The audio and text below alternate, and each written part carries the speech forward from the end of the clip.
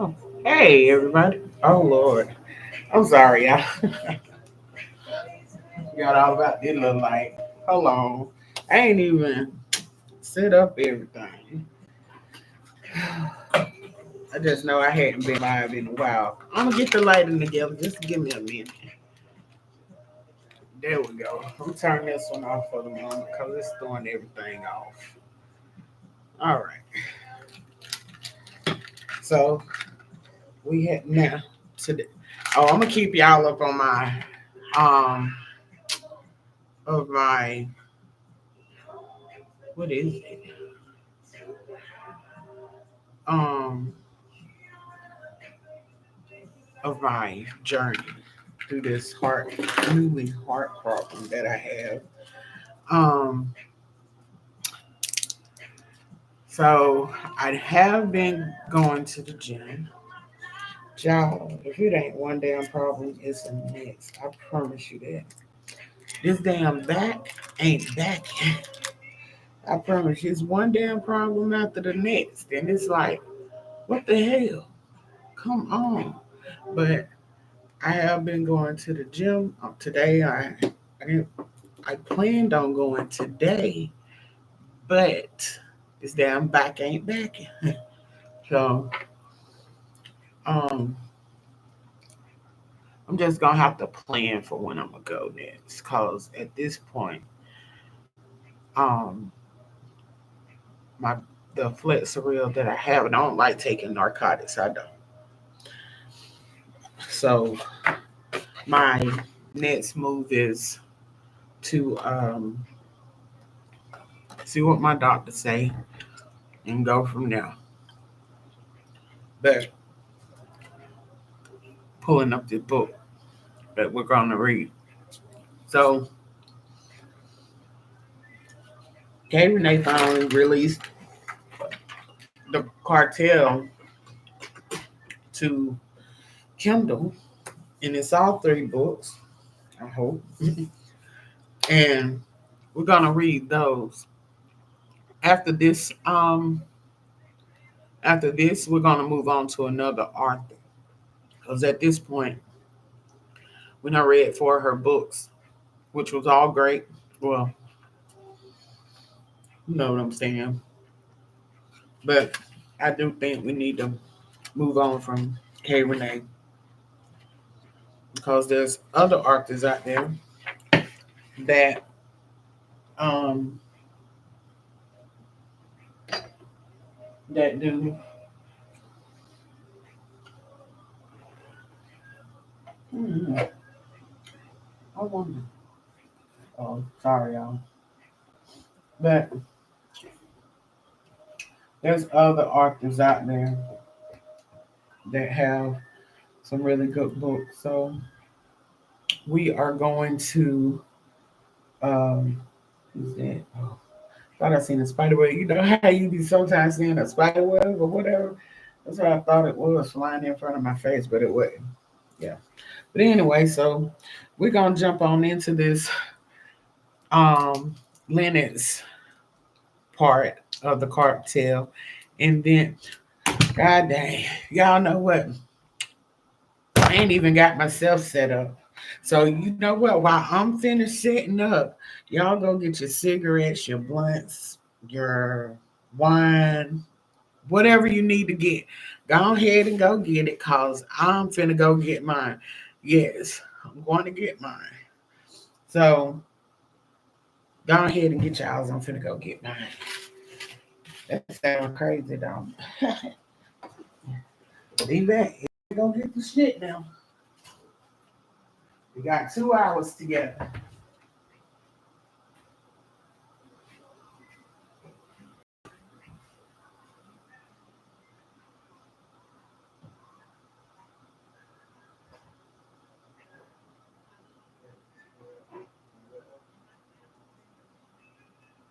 Oh yeah.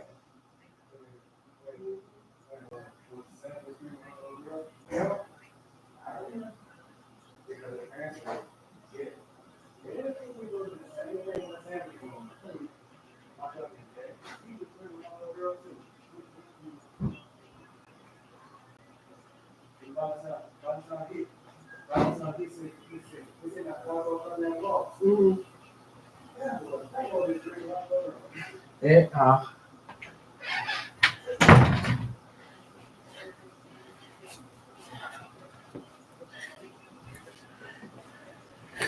Okay. Sorry, I just knew I was all together. I was like, yeah. Then I went and bought my little favorite wine, y'all. I went and got me two bottles of Stella. I like this stuff. I ain't advertising. I'm just showing. So yeah, I got another bottle. Y'all can't even see it. Put it somewhere y'all can see. Y'all can see. Can you see the name? Oh, but anyway, this is Stella Rosa. Stella Rosa. Um, it's Stella Berry. I guess it's Stella Berry. So this is the wine that I like to drink. So if you want to send me something, send me this. No, I'm just teasing. Oh, child. But anyway,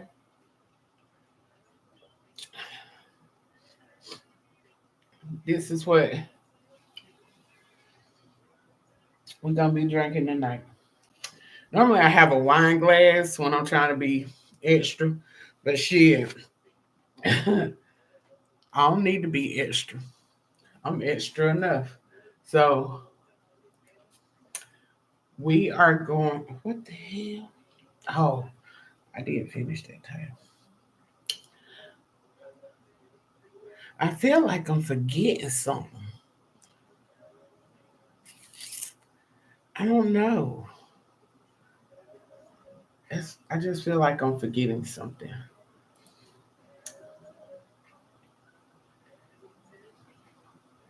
So, but have y'all got all y'all stuff? I done got mine and I'm back.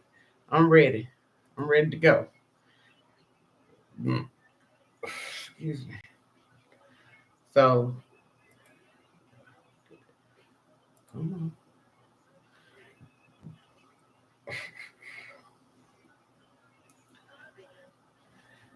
All right. So I'm gonna go ahead and we're gonna get started with this.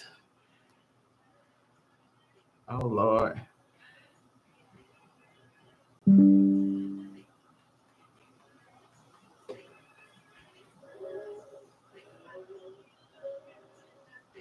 Um, what am I doing? Oh, continue. Chapter 1 Braden Lynx Carter T was a little after 3 in the morning, and I was supposed to be home in bed with my beautiful wife.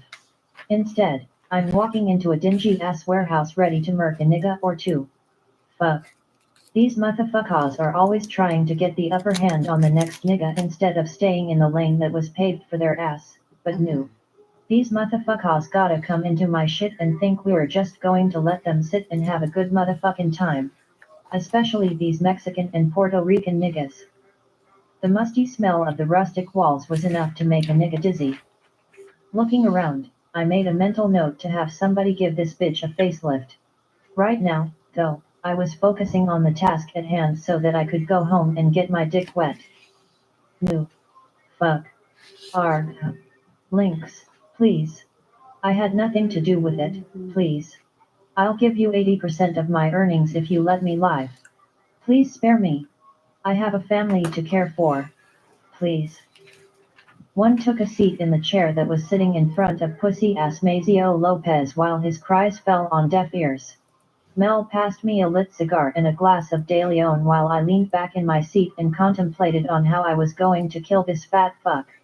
Because despite his pleas, you better believe his bitch ass is gonna die.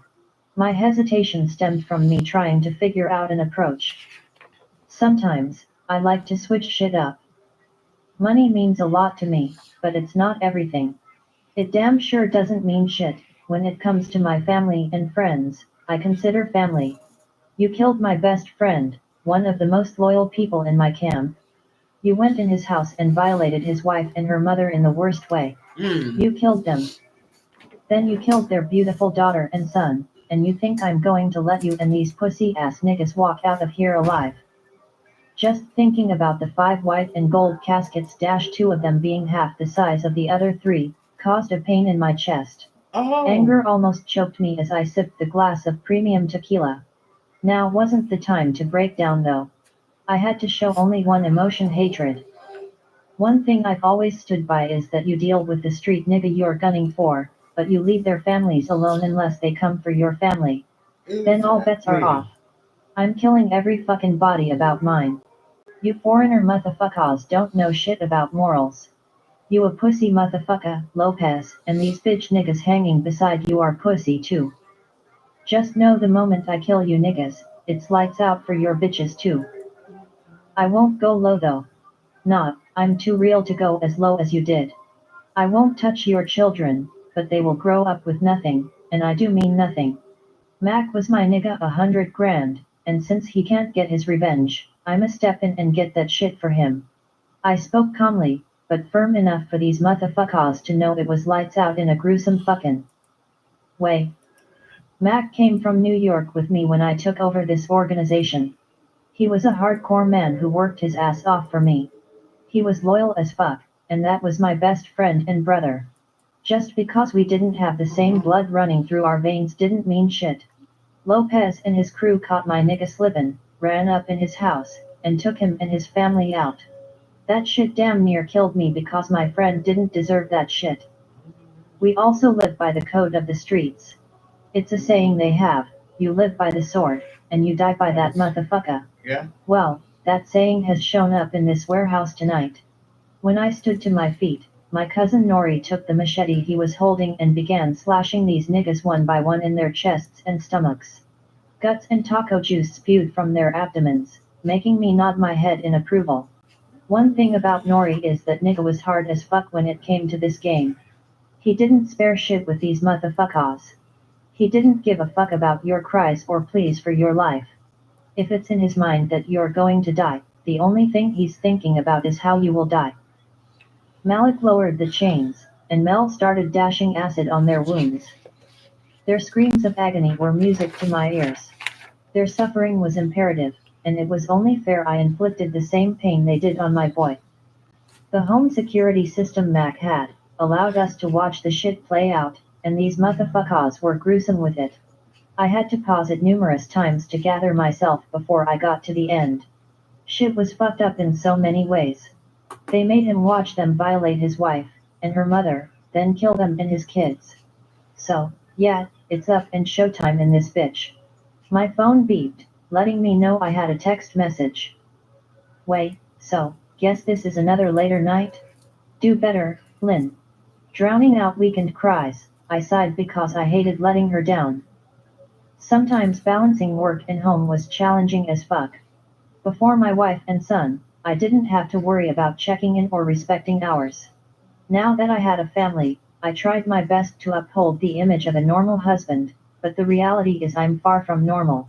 As a matter of fact, I'm the furthest thing from normal. I'm Lynx motherfucking Carter, head of the Carter Cartel. But to my wife, I was her man, her rib, the head of household, and tonight I was letting her down once again. One didn't even bother responding to her message because I felt like I was repeating myself when I explained that I'm trying, but this is a part of the business. Putting my phone away, I gave my attention to these fucks in front of me, snapping back in action. Bring them in, I ordered. The door opened, and Mel pulled the wives, girlfriends, and mothers of these niggas in the room. The moment they saw them, these niggas were kicking and screaming, damn near ripping their arms from the chains trying to get down and save their loved ones. To spice some shit up, I threw in their side chicks too. They must have all known about each other because instead of being mad that they were about to die, they were side-eyeing and mugging each other, even though they were duct-taped and chained. The mothers, however, were either crying real tears or just staring blankly at the fuck-ups they call sons. Oh, when I said I'm killing them bitches, I meant tonight. My wife was already tripping, so there was no way in hell I was putting this off another night and risking not getting any pussy, or her not Oh, speaking to me for a week. I decided to make this shit quick. Pulling both of my guns from my waist, I sent multiple shots in their heads, dropping them one by one. One of the chicks was a real one. She at least tried to fight for her life. Didn't end in her favor, but I respect her will to live. Nori whistled, them was some badass bitches too. Damn. Arg. You pussy nigga. Oh my god, mi madre. Nu. Lopez screamed and tried his best to kick at me through his pain. Placing my guns back in my waist, I lifted the machete and severed that nigga's head. That shit hit the concrete with a splat and rolled near Malik's feet. His crazy ass jumped back like it was infected or something. Nori took care of the rest of dumbass crew while I went to shower before going home to my wife. It was no way I was going in the house with the stench of musk and death. Plus, I wanted to be able to go in the house and curl up next to my wife the moment I crossed the threshold. I was tired as fuck and ready to get some sleep. An hour later, after washing my ass and standing underneath the water longer than I intended, I walked back to the lower level of the warehouse. Even though the bottom level could use some work due to all the acid we used that ate away the walls and floors, my upstairs was immaculate and could easily be lived in. His territory is now up for grabs. Give it to the highest bidder, and our percentages of the money earned goes to Mac's mom and sister. When does our shipment come in? I asked, looking over at Malik. In a few days, he answered. Make sure all the heads are here for a round table meeting. If these motherfuckers decide they want to try us, they will get the same fucking treatment Lopez got. If a motherfucker feel like they want to poke their chest out, I'll pull his bitch ass heart out at the table and feed that shit to my pits. The percentages that are due to us are going up. I'm not playing with them. They want a seat at my table, they gotta pay to get in the motherfucking room. I explained. One thinks watching my wife push out my son caused me to go fucking soft for the last few years, and that's why motherfuckers like Lopez thought it was safe to try us. Well, that shit was over with now. I was back on my bully shit. It's whatever you wanna do. They gon' be down with us or choose to go to war with us. Either way, it's up. Malik shrugged and headed for the door. I spoke with Mel and Nori for a few more minutes before finally heading home. One felt as if that weight was lifted off me, because now my boy could rest.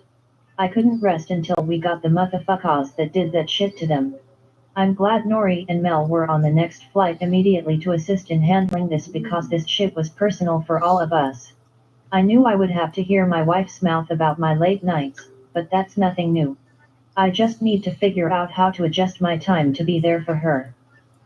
Chapter 2 Lynx 6 months later if a motherfucker would have told me I would turn into a wholesome ass family man, I would have called them a liar. My heart is smiling inside as I lay here watching my wife move around the bedroom as she gets ready for her lunch date with Bria. I love everything about my woman. From the way she sways her fine ass back and forth to the way she loves our child. I love her smell when she steps out of the shower and her intelligence, to the way her glasses sit on the tip of her pointy nose. I love her smart ass mouth. I love when she pulls her coily, coconut smelling hair into a messy bun or when she's lying in bed eating junk food, getting crumbs every fucking where. I love her smile, the way she laughs, and even the little snoring she does when she's asleep. Everything about Malaya Carter has my ass smitten. Marrying her was the best decision I've ever made in my life. If it wasn't enough for me to give that woman my last name, I went and planted a baby in her, making my life even more complete. My wife and son are my reasons, and if my reason is ever tampered with, compromised, or fucked with in any way, that will be the cause of nigga taking their last breath. There can never be an explanation regarding why someone fucked with my family, ever. You fuck with them, you die. It's just that simple. Some will say nigga, you pussy whipped, and I definitely have to agree it's all of the above for me. I'll never be ashamed to admit this love is like nothing I've ever experienced before. In these streets, I'm a motherfucking boss, head of the deadliest cartel on this side of the globe. who will slice your throat and walk away without a care in the world, but when it comes to my wife, I'm just a man in love. Brayden. Malaya's voice came flowing through the intercom, and I had to chuckle because she knew I hated her singing my legal shit like that. Plus, her ass was only in the bathroom that's connected to our bedroom. She is literally just a few feet away from me. Crawling out of bed, I headed inside the bathroom and rested my body against the door frame. Sup, beautiful. My voice was still raspy because I was tired as fuck. I came in late last night, and now my ass was paying for that shit. Leia turned in my direction, and the biggest smile crept across her face. If you were home in bed with your wife last night, you wouldn't be so tired right now. This song and dance about you making time at home is getting old. But I'ma let you live though, lil baby. She smiled, and I had to chuckle at her lil wannabe hard ass. Chill, beautiful. Remember, it's got to be in you, not on you. I winked at her as I moved to handle my hygiene. Malaya is still as beautiful as the day I first laid eyes on her. Her wild hair had grown even fuller, and birthing my child and taking a leak dick every night had her hips spreading every which way. Her soft brown skin glowed as if she was kissed by the sun, and the way her ass was playing peekaboo underneath her silk robe had me adjusting my mans in my pajama pants. My wife is truly that one on some real shit. Whatever. It's in me. You know who my dad is. She looked over at me like she really wanted me to answer that shit, but a chortle escaped my lips. I know exactly who your dad is, baby. He's the same man that calls me daily to ask if I'm still rich because he doesn't want your money hungry, begging, with a demon seed cartel thugged out kid coming home and leeching off him with the little bit of money he got. We both burst into laughter because my father-in-law is a damn fool. And as time goes by, he only gets worse. One thing I will say about him is that man is as solid they come, and I'll go to war for him any day. Hold on. He really does call you every day. Malaya spilled some of her curly hair cream into her hands and began working it through her coily strands. My dad is nuts. You know he be sending me pictures of other rich cartel bosses just in case you don't love me no more and kick me out. Hearing her say that reminded me to call that nigga and tell his ass to stop sending nigga pics to my damn wife. No matter what, I'm not going nowhere, and it isn't shit another cartel boss can do for my baby. I am the cartel boss. Can't no nigga compare to Lynx Carter. Them other niggas wouldn't even know what to do with my wife. Babe, I want to take a family trip. Can you please make some time in your schedule in the next few months? She wrapped her arms around my waist, leaning in for a kiss. My wife could be random as hell sometimes, but I always let her rock. If she wants the world, I would easily make that shit happen for her. I'm ready whenever you are. Just set the date and let me know. I was still holding her in my arms, and having my wife close always had me ready to serve her ass with these inches. Gripping her ass, I pulled her closer to me, and her ass pulled away quick as hell. No. Not right now, babe. I'm dressed, and I don't have time to shower and redress. I promised Bree I would be there by 1:30 and I have 25 minutes to get there. Let's have a date night tonight. We haven't had one in a couple of weeks. She looked up at me, and there was no way that I could ever deny her. We can definitely have that. After kissing her lips once more, I turned to step into the shower. A couple of hours later, I was downstairs in the kitchen having lunch and on FaceTime with my cousin Nori. How are things going in New York? I asked Nori. So far, everything is good. I'm still looking into that issue with Tez. Hearing him mention that nigga had my trigger finger jumping. A disloyal nigga took me from 0 to 100 quick. You know what it is with that. I don't give second chances. He has one time, and if that nigga shows you what it really is, send flowers to his mama and put that nigga to sleep. These niggas knew not to fuck with me, but it's always one that will try you. That's a grave mistake on his part. Understood. When are you planning on coming back to New York? Next week. Malaya wants to see her family. What's up? Do you need me to come sooner? He looked off, and that shit didn't sit right with me. My cousin was like my brother, and I could always tell when some shit was fucking with him. Not, I'm good. Javi has been loyal to us for a long ass time, and I trust what he says. Until I find out that it's something different, I'm rock with him on what he has to say. Let me go handle this shit. It's best I cut that nigga's air supply today. The longer we allow this big motherfucker to be disloyal sends a message to other organizations that it's sweet over here. And ain't a motherfucking thing sweet about a nigga like me. That shit irritates the fuck out of me, especially when we've been fair to these motherfuckers. I feel you. Send those flowers then, my boy. I'll see you soon. I ended the call with him and shot Malik a quick text. We need to head to New York in the next few days. Something seems off with Nori, and we need to make sure he's good. Family first. Like, till the casket drop. Just as I sat my phone down, it started ringing, and I had to chuckle because it was my crazy ass father-in-law. That nigga definitely is one of my favorite people, which is why his ass can say anything to me and get away with it. Knew he was calling to start his shit for the day. Sup, Pop? Nigga, what the hell I tell you about that Pop shit? It's bad enough them folks know you married to my daughter. I'm telling you now, if the federals come round here asking me questions about your cartelish ass, I'ma stick beside you for as long as I can. But the minute them niggas say it's you, or him, and his lil cartel, thugged out, lil cockeyed ass baby, you niggas is good as told on. And that's on Mary, her lamb, Jesus Devante Tupac Shakur Christ, Oh and Mother A. Lord. Fenny. Who the What? hell was Mother A. Fenny? Then I had to remember that was Tupac's mama. This nigga was unbelievable, and I couldn't stop laughing to even be serious with his ass for a moment. And to top it off, this nigga had a straight ass face. He was serious as hell. Bruh, I done told yo ass to leave my damn child alone. And my seat ain't damn cockeyed. Where the hell did you even get that from?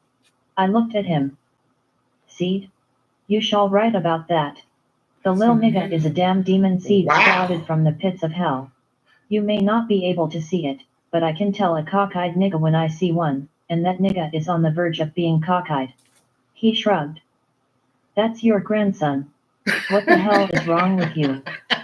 And that thing you married is my daughter, and I ain't let up on her ass yet. She's evil, and I thought I would give her a chance and love her as my daughter the right way, but that shit ain't no fun. Just don't send her ass back here when you decide you don't want her no ammo. I know how you cartel niggas operate. One minute you in love, and the next minute, you done cut the head off just because her ass looked at Johnny the pool boy for too damn long. See, I'm a regular drug dealer, we kill differently. I on got time to be taking niggas' body parts and sending them to they mama. That lady could be having a really bad day, and here your Pablo Escobar ass come sending her son farm, and his pinky toe. Now she out here trying to protect herself from the coronavirus and yo ass. Oh, who is Anyway, this? I was just calling to see if you still had enough money to take care of my daughter cause I hate to see her go from riches to rags. He sat back in his chair with a serious look on his face. I can promise you, your daughter will never in her life need a dime of your money. If she chooses to retire right now, she can, and it would still be enough money for her, her children, their children, and their children. She'll be able to take care of her parents for the rest of their lives. I've created generational wealth for my wife and our offspring. Trust me, you did good, but I got it from here. Oh yeah, stop sending my wife them damn pictures. Can't no nigga take my place or be me, I told him. Nigga, you ain't all that. Now, bye. The phone went black, and I had to look at the shit sideways because this dude really hung up on me. I couldn't help but laugh. That guy was hilarious, and he missed his calling as a comedian. He would have definitely killed the game. I never took anything he said to heart because I knew deep down he was missing the fuck out of his daughter and grandson. I knew it was hard for them, with us living in Puerto Rico, but my baby quickly adjusted to the island life. Mr. Carter, you have a phone call on your private line. My house manager's voice came through the intercom. Maria, I'm taking my wife out for dinner tonight. You can leave early if you'd like, I announced as I stood from my seat. Okay, thank you so much, Mr. Carter. She smiled excitedly. Maria has been with me ever since I moved into this house, but she never takes time off unless Mm. one give it to her. There are days that I just say I don't need her so that she can take some time to rest. One thing my aunt did for us was teach us how to cook, and we were damn good at it. She said she never wanted us living on our own and not being able to prepare a meal for ourselves. Walking into my office, I sat at my desk and answered the call on hold. Yeah, I spoke into the phone. You didn't advise us that you were changing the name of Sandentina's operation. Hector shouted. I'm sick of this nigga. The fuck is wrong with you? Who you think you talking to and why the fuck would I let you know that I've changed the name of my damn organization? Sandentino left the shit to me with no stipulations. He didn't leave your ass to watch over me. Let's get this shit clear right now. You were his right hand, not mine. Take that retirement money he left you and retire peacefully. I'm Lynx Carter, and this is my shit, so the Carter Cartel is what it will be. I hung up on his ass, cause he got me fucked up. Hector has always been a little jealous of the relationship I had with Sandentina. He's been dead for years, and the nigga is still keeping tabs on my ass. It's best that he takes my advice and retire because his next move regarding me will be his last move. My ringing phone jolted me out of my thoughts, and I smiled because it was as if she always knew when I needed her Aw. to calm me down. Hey, Ma. Is everything alright? I questioned the moment I answered the call. Hey, baby. Everything is fine. I just wanted to call and check on you. I haven't heard from you in a couple of weeks, and that's not like you. She was right, it wasn't like me at all when it came down to her. I've always made it my business to call her a few times a week. My aunt was truly my second mom, which is why Malik and I greet her as such, and I loved her with everything in me. She's pulled me out of some really dark places, and I'm forever grateful to her. When my mom died, I thought that was it for me. That shit damn near killed me. I'm good, Ma, and I'm sorry for not checking in on you. How are you? I asked. I'm fine. I've been hanging out at the clubhouse and meeting some of my neighbors. I've been here for 3 years and only know the people next door to me. I'm glad that's changing because I met a new friend, Janice. We've been out to lunch and shopping a few times. She's nice, and I like having a friend close by to do things with. One was thrilled that she was adapting to the suburban life now. It was hard as hell to get her to leave the hood, but she loved her big house and was forever changing some furniture around and painting a room. Even though we hired the best to do the decorating, she was still switching shit up. I chalked it up to her being bored, so I was glad to hear she'd made a friend. Listen, I need you to check on your cousin. I think he broke up with Tasha. I heard him yelling at her, saying it was over. I'm not sure what happened, but make sure he's alright. I've tried to talk to him, but he just brushed it off and wouldn't talk to me about it. I'm worried about him, so check on him for me. It's been a while since I've seen you and Malik. You need to come see me or I'm coming to see you, she stated. I'll be there soon. Hearing her say that about Nori reminded me of my call with him earlier.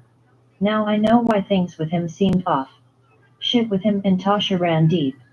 The two of them were inseparable, and it made sense since they've been together since high school. So, whatever it is with them, the shit must be really bad cause Nori is never disrespectful to her from what I've seen. Now what goes on in their home is different because I'm not there, but if my brother needs us, we're there. Okay, son. I have some things to take care of before it gets too late. I'll talk to you soon. Alright, Ma. Love you. Love you too, son. We ended our call, and I shot Malik a message letting him know what's up, and that we were for sure heading to New York in a couple of days. One thing about Nori is he's quiet, but that nigga is a silent assassin. He doesn't do too much talking, he will straight kill your ass before you could utter another fucking word. He's like me in so many ways. He's a thinker, and Wait a minute. Think of your ass.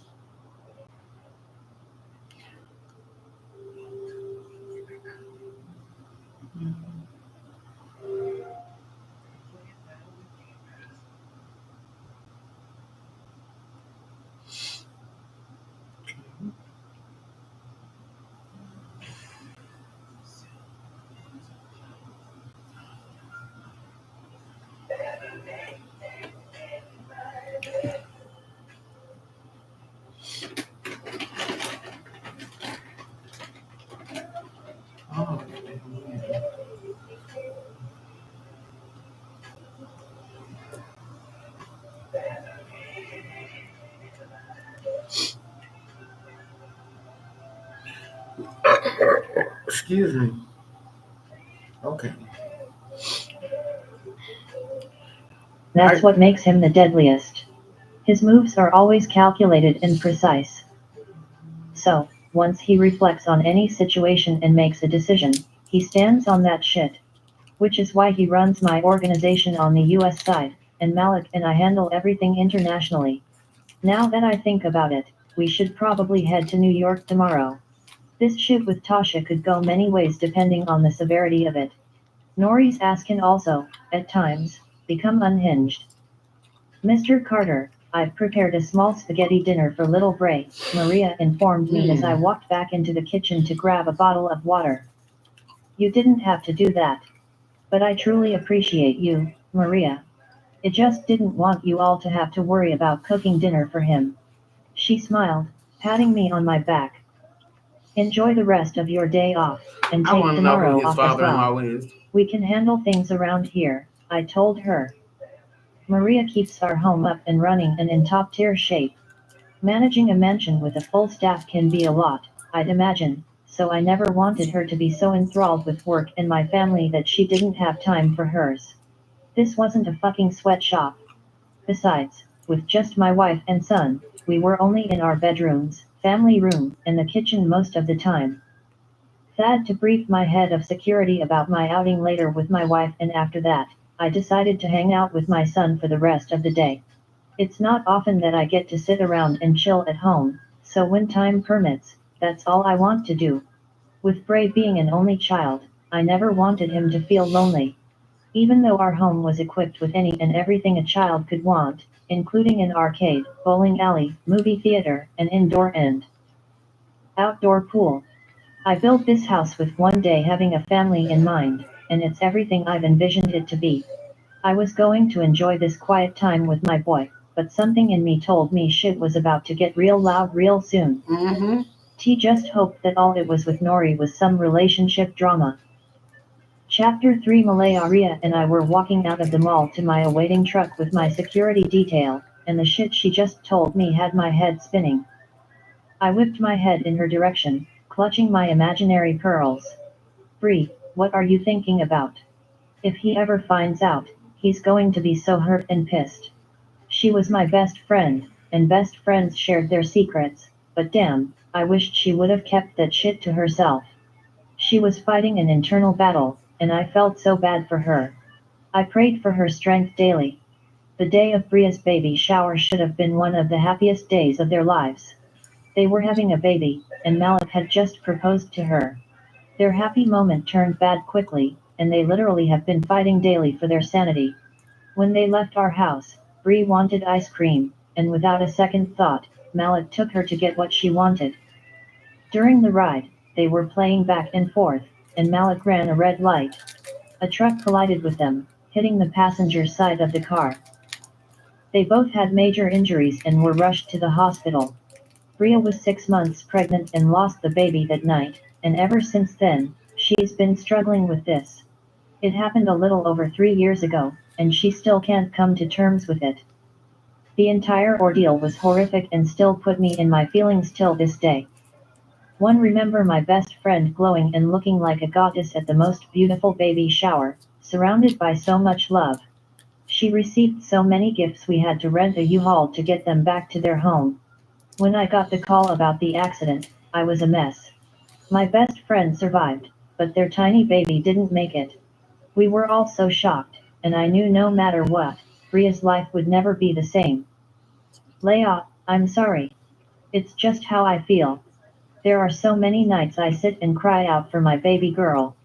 The pain is so unbearable, but Malik feels like I should just get over it and just move on. She wiped the tears from her eyes. Bree, you know he's not inconsiderate about your feelings. He hurts just like you do over losing her. I overheard him breaking down to his brother many times about her and finding ways to help you. He loves you, sis. You should know that even if you don't know anything else.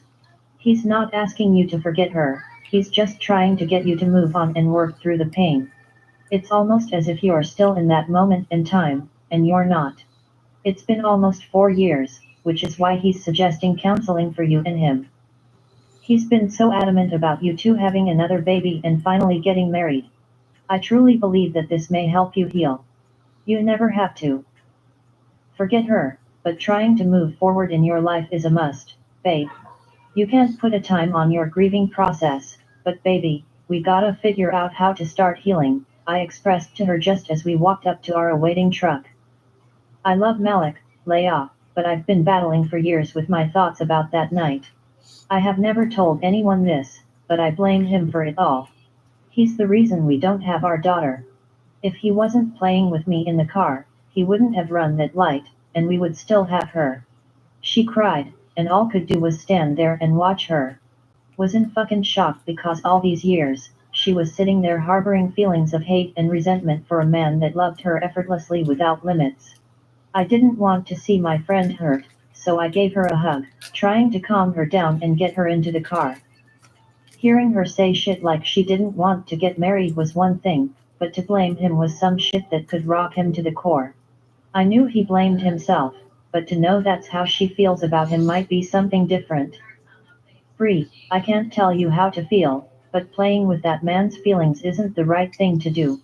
If you don't plan on forgiving him and marrying him, then I think you need to be honest with him and let him go, babe. You're my best friend, he's my brother-in-law, and I love you both. I don't want to see either of you hurt. Just know that I'm here for you. Knowing Bria didn't want Malik in the way he wanted her had me stuck. I loved my brother-in-law, and I loved my best friend, but being caught in the middle of their relationship was something I didn't want to sign up for. Still, I was here for Bria always, and whatever her decision was going to be regarding Malik, I was rocking with her till the wheels fall off. I guess I have some things to think about. She gave a half smile, wiping the tears from her eyes as we got into the car to head home. Hearing her confessions got my ass stressed because I knew nothing good was going to come from this shit. Malik is a loose cannon, and even though he loves her, one know this shit is going to drive him overboard. He's done everything to be there for her, and to find out she blames him is going to kill him. By the time I made it home, it was already a little after 4, and I couldn't believe it, but Lynx was still home, and in the family room watching movies with Bray. Being married and moving to Puerto Rico has been a big adjustment for both of us, but we're making it work. I'm always asking him to adjust his schedule to spend more time at home, so him being here today makes me smile. I love my husband, but it's been a strain on our marriage because he's gone all the time. I knew his profession when we got married, but I didn't sign up to be in a marriage and still feel like I'm a single mother. I spend a lot of time at home with our son, and even though we have a nanny for Bray, he's our son to take care of. I have asked him to spend more time at home with us, and that hasn't happened. I would love for him to step down from that life, but I know he wouldn't, so I never asked and probably never will. All I'm asking for is a little time for his wife and child. Hey, you two. I smiled, standing at the doorway. Every time I laid eyes on Lynx, it was as if there was a sharp pain in my windpipe, restricting my breathing. He's the type of fine that has you at a loss for words. Then, our son had his whole face and personality. Every day our love deepened and intensified. Everything in his manner soothed me. God blessed me when he gave me a tall, sexy, black king that I call my man. I just wanted his fine ass to make more time. Especially with me being all the way in Puerto Rico without the help and support of my family. Hired staff was cool, but still, I needed my husband. Hey, pretty lady. How was your day? Lynx stood up and headed over to me, pulling me into his arms with the biggest smile on his face. That shit melted my heart. It was a good day. It's an even better day coming home, and you're still here. Leaning into him, I placed soft kisses on his lips. I told you before you left that I wasn't going anywhere. You said let's have a date night, so a date night is what you get. I'm spending time with our son now, and tonight it's me and you, so go relax. We'll leave around 8. He squeezed my ass, and I swear my pussy instantly creamed for this man. He just does it for me. One thing I will say is when he's home, he wears my ass out. A couple hours later, I was stepping out of the shower, and Lynx was standing there with a big ass smirk on his face holding his big ass dick in his hand. No, babe. I just showered. The look on his face let me know that he didn't give two shits about what I had to Two say or that shits. damn shower. Then I guess we'll have to shower again because our date starts now. All I want to do is dig in this sweet ass pussy and put a baby in you. He stepped into my personal space, pushing me against the wall. I'd agreed to have another baby, but now that I see he's not a consistent at-home husband and father to the child we have, that shit is on ice. I'm not having another baby with him until he's home more to help with raising of our children. The damn nannies didn't have them, we did, and it's our job to nurture, raise, and protect them. So, I'm going to continue to pop these birth control pills, and his ass can continue to work at putting a baby in me. He jolted me from my thoughts as soon as he placed one hand around my neck while easing the other one over my clit. His fingers slid over my soaking wet pussy. Just let it happen, lil mama. His voice tickled my ear, which had my ass dripping something crazy. Even though I feel the way I do about him not being home, when it comes to pleasing me, he had my ass screaming for the dick 1 minute and crying for him to remove it the next. And tonight, wouldn't be any different. I love having sex with my husband, so I'm never turning down the chance to get bent over. He just could have did this shit before I'd walk my damn shower. Lynx and I didn't care where we were. If we wanted to fuck, that's what we were going to do. Aw fuck. I cried out from the sensation I was feeling. Lynx could blow in my direction, and my pussy would answer him before I did. Sliding my hands down to his dick, I gripped it in my hand, causing him to graze his teeth across my neck. He was nibbling and sucking on it as if tonight was our last time together. Fuck. He gritted as his fingers slid in and out of me, and that shit had a bitch shedding tears and trembling so badly. Babe. Please see, begged, grinding my pussy hard as shit on his fingers because my ass was on the verge of exploding. And he knew that shit. It never failed with me. The moment this man touched me, it was always tears and shaking like a crackhead needing a fix. Get that nut, lil mama, he gritted, and just as I started coming, he slid the head of his dick across my wet pussy. That shit sent me over the top as I cried out, but my cries got caught in my throat the moment he pushed inside of me. I was full of tears, and I felt as if I was stuck in place. Let that shit go, baby girl. He moved in and out of me so hard that all I could do was hold on for the ride. You would have thought this man was hurting me the way I was crying and moaning right now. Oh shit, Lynx. I moaned.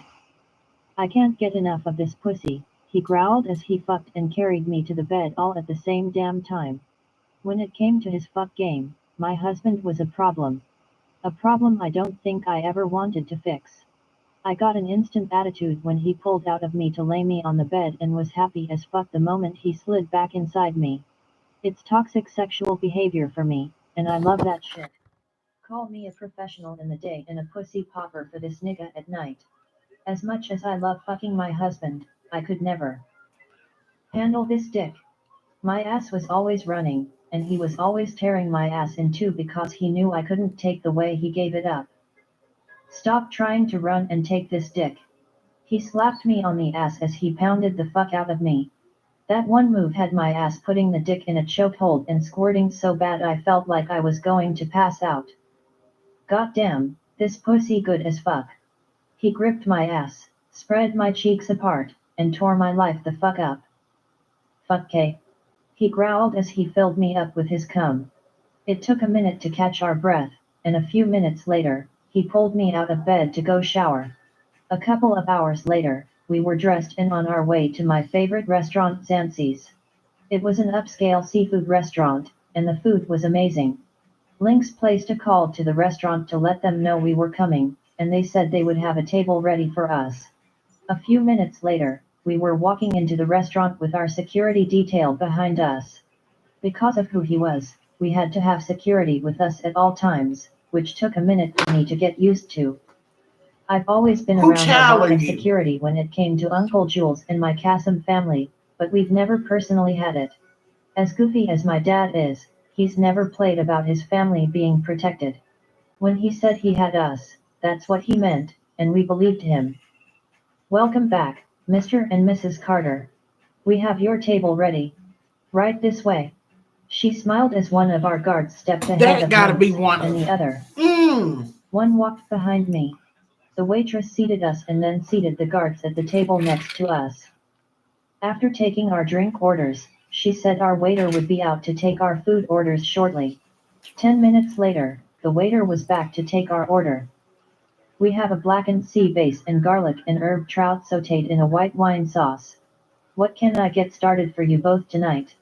He turned in the direction of Lynx, who wasted no time placing our orders. I'll have the surf and turf, and the beautiful lady will have the seafood dinner. Lynx closed his menu, reaching across to grab mine, and handed it to the waiter. Yes sir, I'll get this started for you right away. He smiled and walked off to put our orders in. This time out was much needed.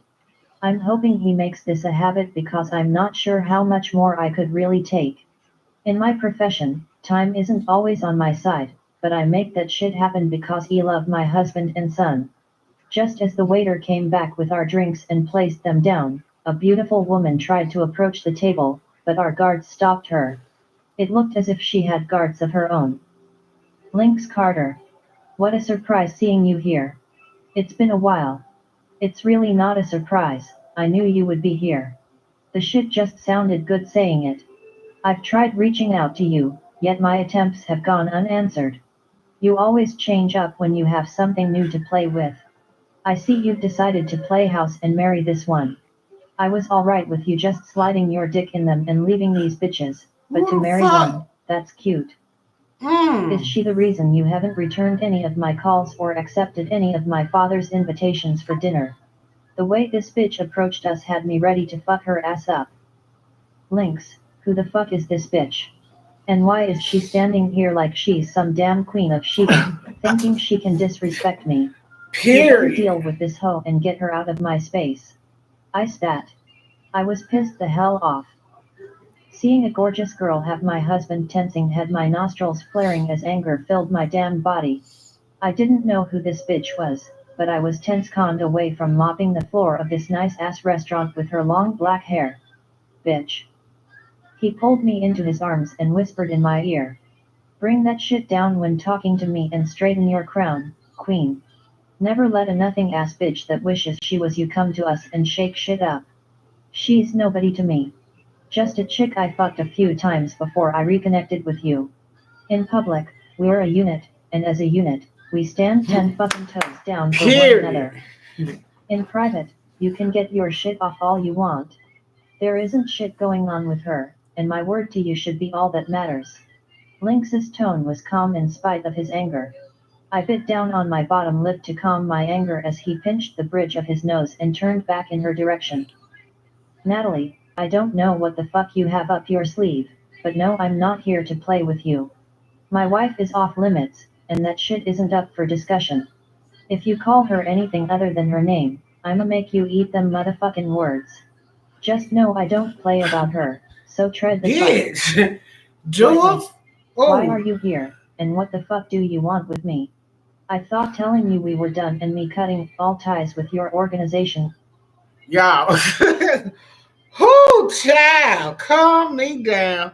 Cause brother got her red right there. Whoo, he had me feeling some type of way. What the hell?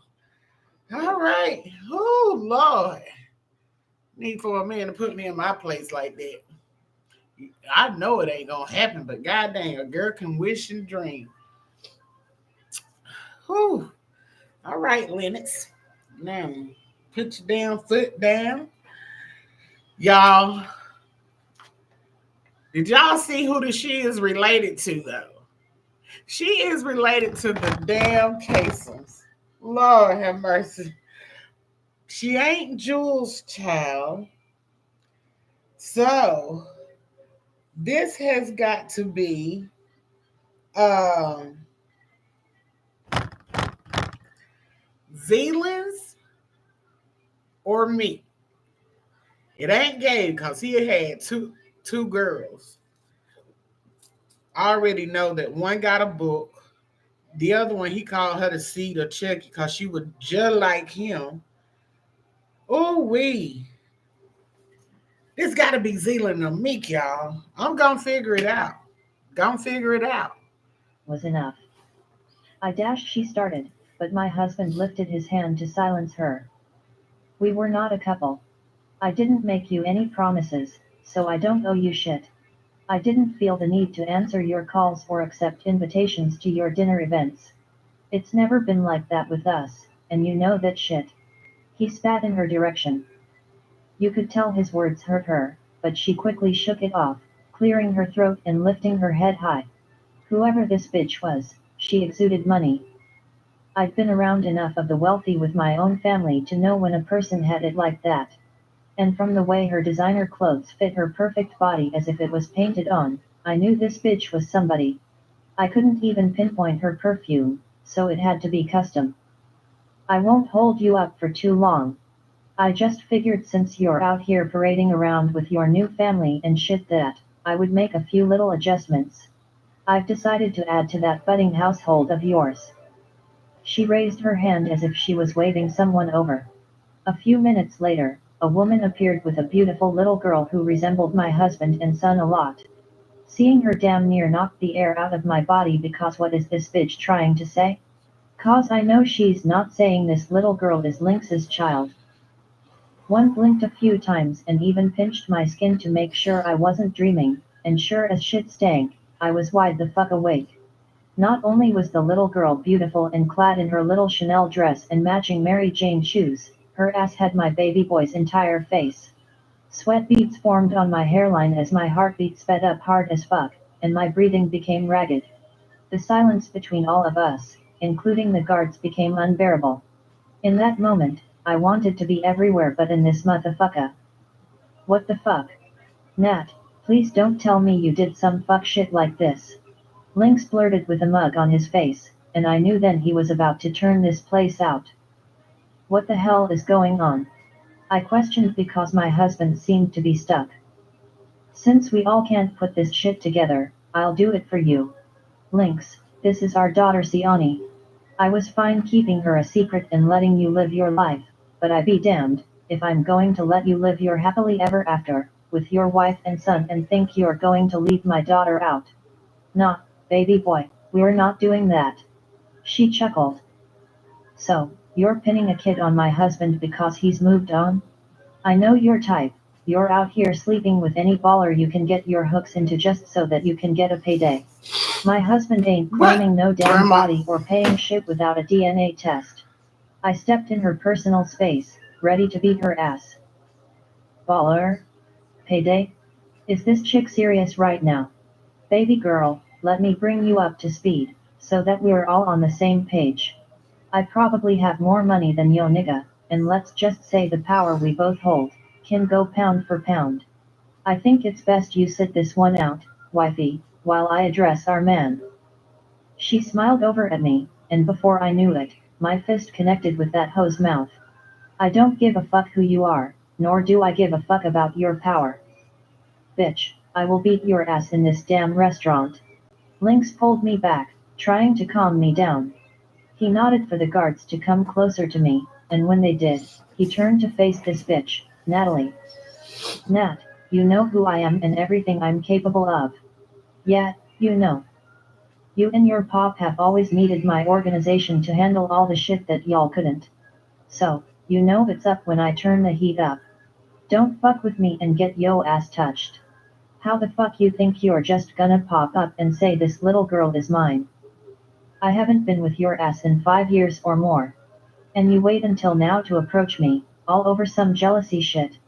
I could kill yo ass right now for playing in my damn face. I take care of what's mine, and what's mine is the kid one have with my fucking wife. Like she said, ain't shit moving without a DNA test. All I know is, you better pray Woo, this kid doesn't come back to be baby! mine. I'ma kill you, and that's a promise, 'cause don't fuck with me like that. Woo! I'll never deny a child that belongs to me, but you deserve a Baby, bullet for get this shit. your We'll wine. set that shit up, Ooh. and I'll be in touch with a place and time. Now, get the fuck out of my face.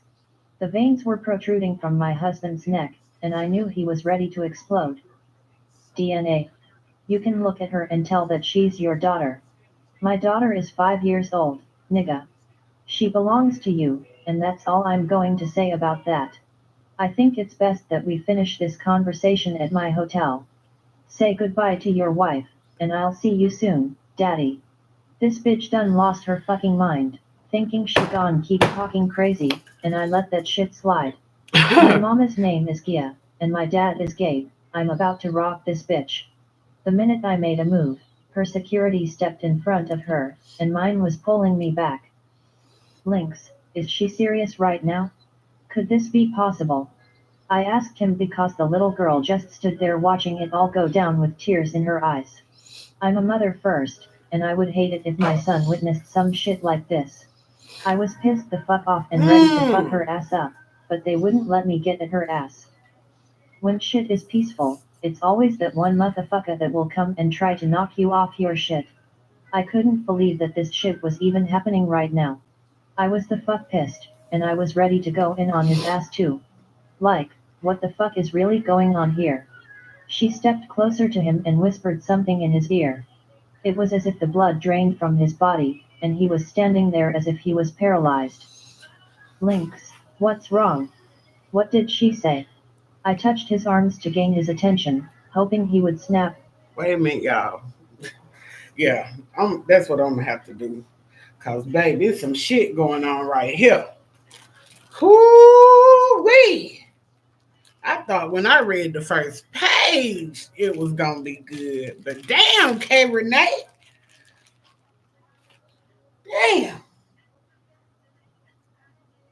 Yes, yes, yes. That's what I'm gonna do. I'm gonna have to read. Oh Lord Jesus. Ooh. Yes, yes. We got what? Little 53, 53 minutes. Baby, I'm gonna need all of those. I will not be going over y'all. I will not. Cause baby, I'm gonna have to go back and read this. Woo, when I tell you, K Renee, and that's just from these couple of chapters. Oh Lord, Lord have mercy. How many? Oh, and we're going to 10, and we're only on chapter 3. Woo, we're gonna see, y'all. We're gonna see. Um, let's go back. Out of it. Lay off, I gotta handle this shit. Go home, and I'll explain everything when one get there. And then he walked out behind her. I could feel the tears burning my eyes, but I refused to let them fall. With renewed humiliation, I tore my eyes away from my man walking out of the restaurant with a bitch and child like they were one big happy ass family.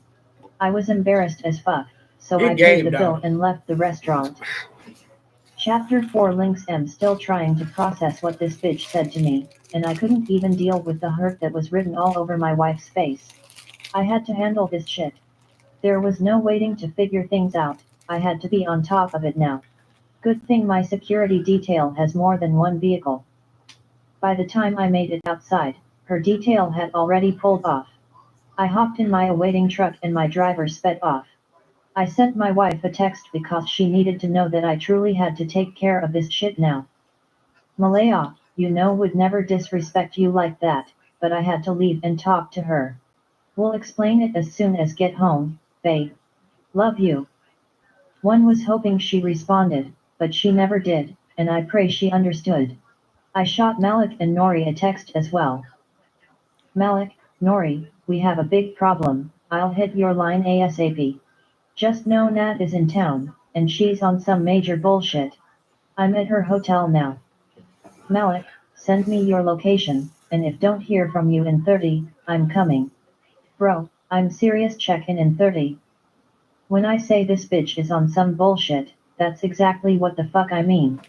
The shit she just told me was my one-way ticket to the fucking chair, and unfortunately, I'm not the only one. I had an idea of where she could be staying. When Natalie and her father are in town, it's only one hotel they stay in, and that's the Hotel Camina.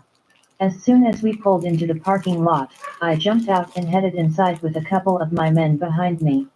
Just like one figured, her guards were in the lobby. A few of her men led me to her floor, tapped on the door, and they opened it to let only me inside. I assured Tony that I would be fine, and they waited outside the door.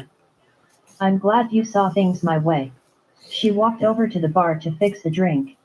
She tried to pass one to me, and I didn't want shit this bitch was serving. This shit isn't a game. You know I'm going to kill you, right? It may not be today or tomorrow, but I'm going to make you suffer, bitch. I'm not going to even talk to you about this kid situation right now. I was ready to snap this bitch's neck. Nat and her pop were some dirty motherfuckers, and I'm still trying to figure out why I started fucking with her ass in the first place. Let a fat ass and good pussy cloud my judgment. Now that shit gone cost me in a major way. Shit, you should have learned being in this game. Wait a minute, y'all. So I just put all this together, okay? So y'all remember when we read Saved by where's my paper at? Damn it. Here it is. But y'all remember when we first read one of K Renee books. The first one was A Boss Saved Me. That was with Meek and Toya. Y'all remember Meek and Toya? Yeah, Meek and Toya, they had their like, oh my gosh, their fights, she turning against him or whatever. But anyway, speed on up. So that's Meek and Toya. So then come on up. We read a real one, Captured My Heart. No, first we read them Kasem brothers. I'm sorry. The Kasem brothers with Zeke and with Zealand and Jules. And then you had Ari and Sierra. Zealand is married to Ari. Jules is married to Sierra. Then we went on and we met Grandma Lay too now. Don't forget her and Miss Cent. Then we go and we read a real one, Captured My Heart, with Truth Baylor, Gabe, I can't even remember his last name, with Shanae, what was her name? Shanae? Shay? They call her Shay for short, but I think her name was Shanice. Yeah, Shanice and Truth, Gabe and Gia. Gabe and Gia she already had one. Remember, she had that oldest one. And she was, damn it, Melanie. Melanie. Remember, she already had Melanie from a previous relationship. And you remember Gabe said he was never gonna have any more kids, but she was already pregnant now with his first baby. He said he didn't want no more kids because he went down on Gia and caused for her to go in labor and her water splashed all in his face and he ate it up. So yeah, that was Layla. Yeah, it's coming together, baby. Yeah. They don't want that. I don't know your husband though, baby. I promise you I don't, but I would love to get to know him. Yeah. Uh-huh. So y'all know what I'm trying to get to is, y'all, I'm so excited about this damn book. I've been waiting, want to read this damn book. But what excites me is that you got Gabe and Zealand who don't know how to control their mouth. Now, Gabe, we haven't read this book, so I'm gonna give y'all a little spoiler alert. Gabe and Jill marries. They have Melanie and Layla. Layla was the child that he called the seed of Chucky. Remember how damn, you remember how Gabe and Molly clicked? Baby. Oh, baby. Oh my God. Yes. Y'all gotta come on in here. Oh, yes. I have put it together, baby. This book is Oh my God. Whew. When I tell you, Lord, I might need another cup of wine. Yeah. Oh, come on. I'm finished. I promise y'all, I'm finished. I'm gonna drink my wine. I ain't gonna say no more. No more. But all I gotta say, girl, I hope you came with your best A game. That's all I say. I hope you came with it. First rule is I never hope let you your came opponent with it. catch yo bitch ass slipping. Like I Mm-hmm. told you earlier, I have proof that you ordered the hit on the judge, the prosecutor, and that federal agent nigga that you were tussling with over your needy looking ass wife. I thought you were going to come stronger than that. I'll give it to you, though. She's definitely a beautiful woman, but she's not me. She doesn't fit you. You need someone on your arm that exudes not only beauty but power and wealth, and we both know that's me. I'm from the streets. My father built our organization with his blood, sweat, and tears. He has groomed me to run the Alvarez cartel when he decides to step down. I'll be the sole heir, and you and I together could be unstoppable. I'm sorry I didn't tell you about her, but I did attempt to get in touch with you. When I found out that you had gotten married and had a son, I was pissed. Let's be real, Lynx. Your ass ghosted me and cut all dealings with my dad. He even called you a few months ago asking for your help and you refused to help him. Now we on some get back.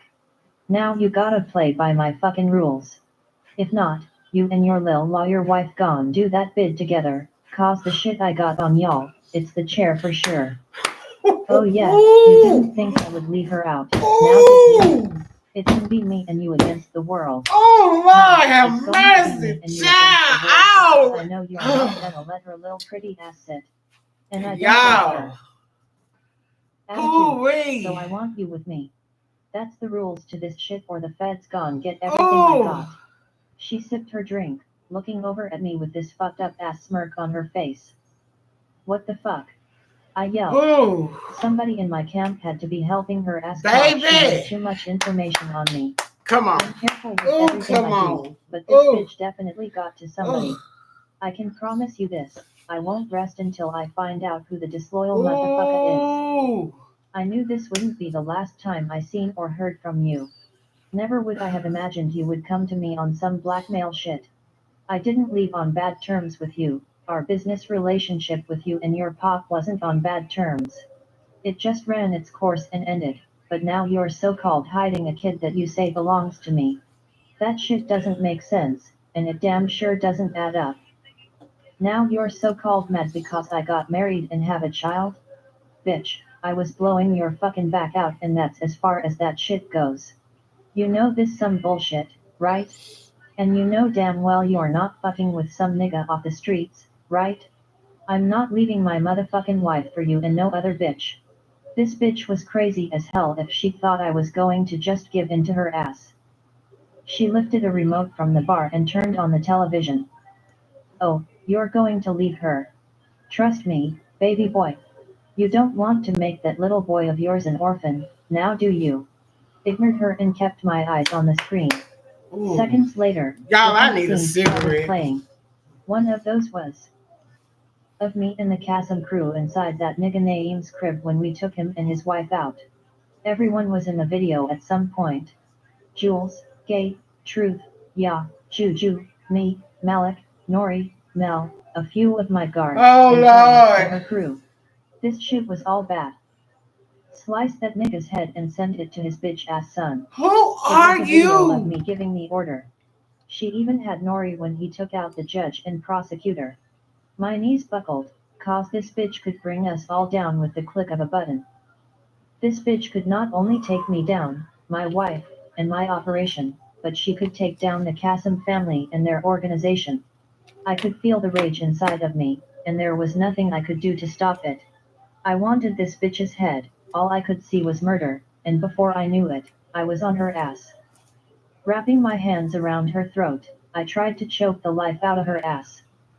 Her guards tried to pull me off her, and that shit wasn't happening. The only way they were going to get me off of her was to kill my ass. I felt a sharp pain to my side and realized they were tossing my ass. Only that caused me to let go.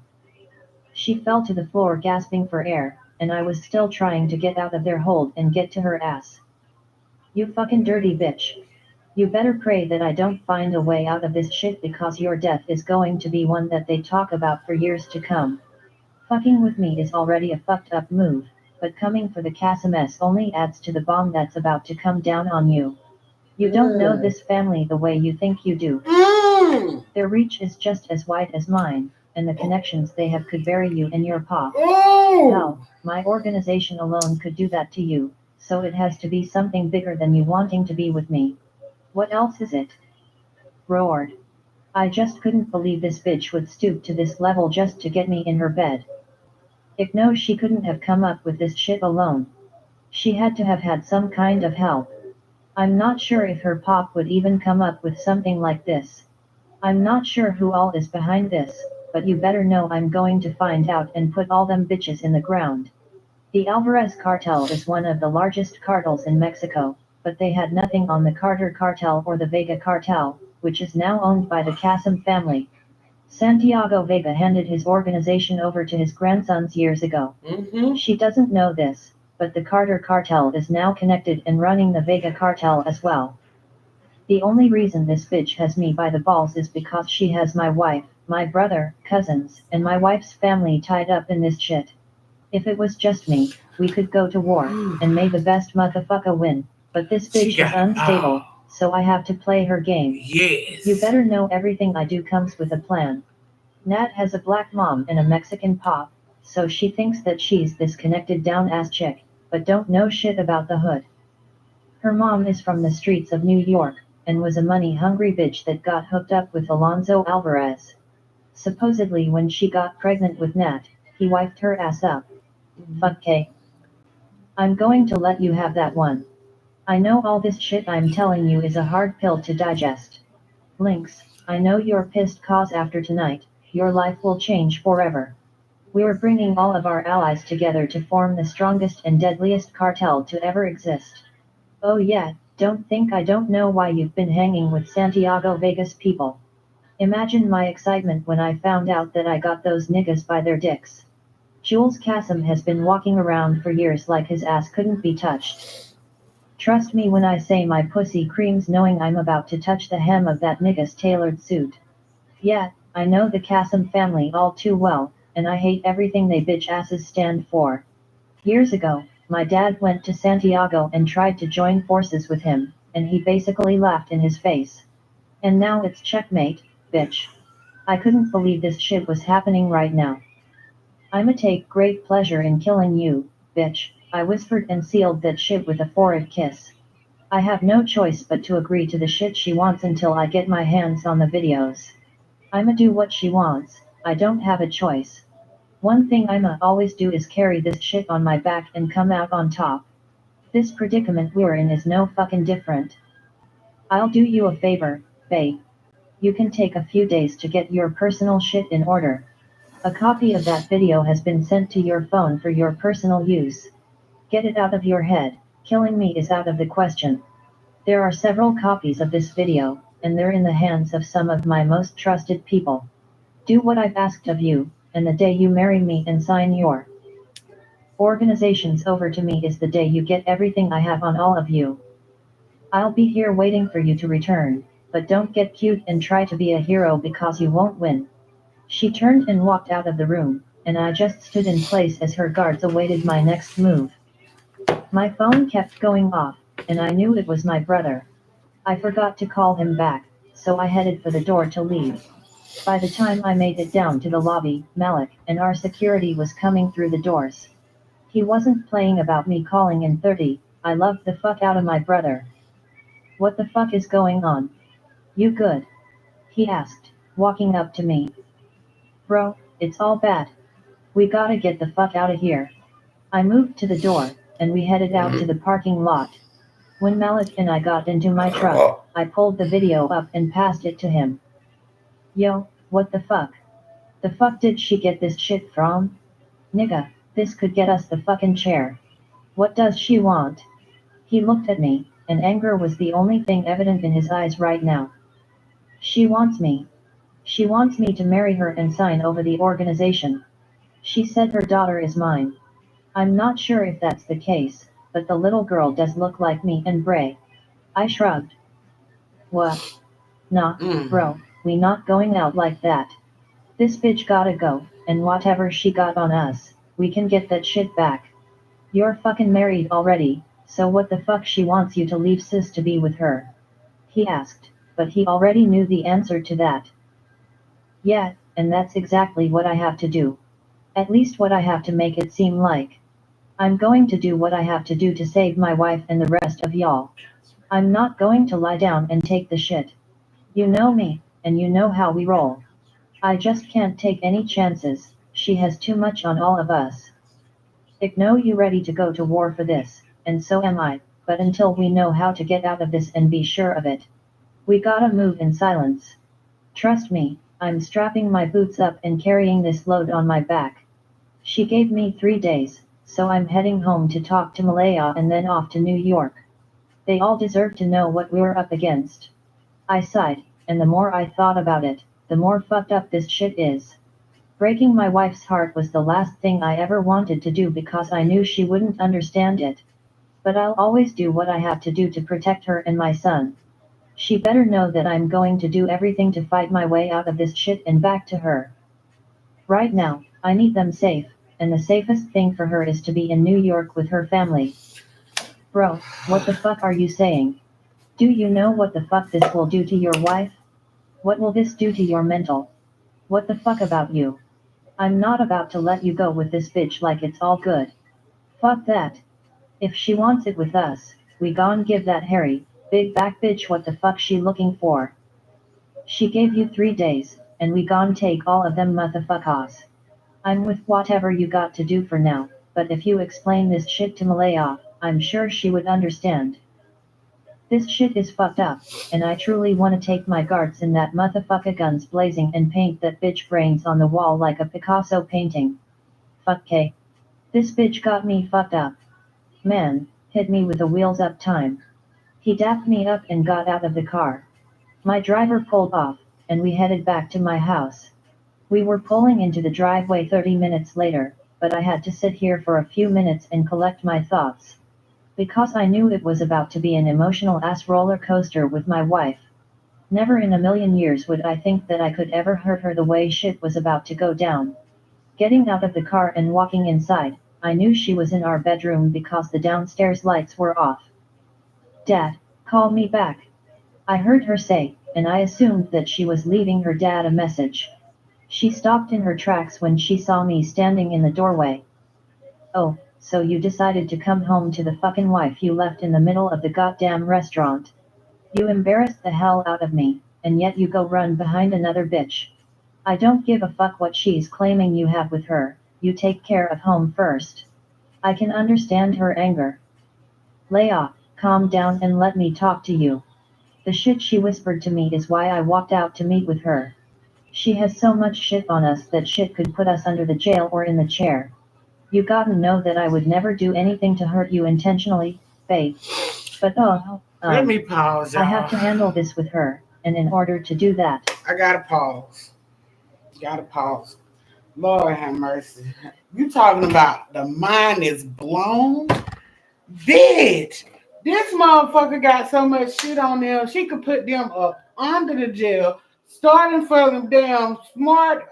What's that man name? He's just smart for no damn reason. That had all the hair everywhere. Look, Einstein, I think it was. Hell, that's what they called him, y'all. I promise y'all. Oh, only if I could go back so y'all would know who is who. But go read K Renee thing. I ain't promoting the name. I'm just saying. The shit good. Go read it. Anything that's dealing with the Kasem brothers, read it. Oh, child. Qualitative. That book, baby. Let me tell you. That's what, when she wrote this book, I thought she was all right about, you know, everything. Baby, guess who she got in the book?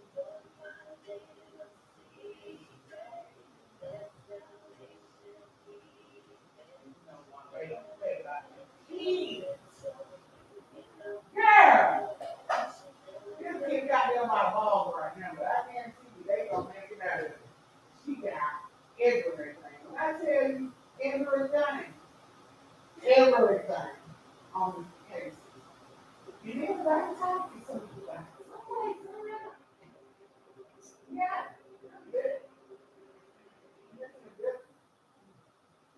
Yeah.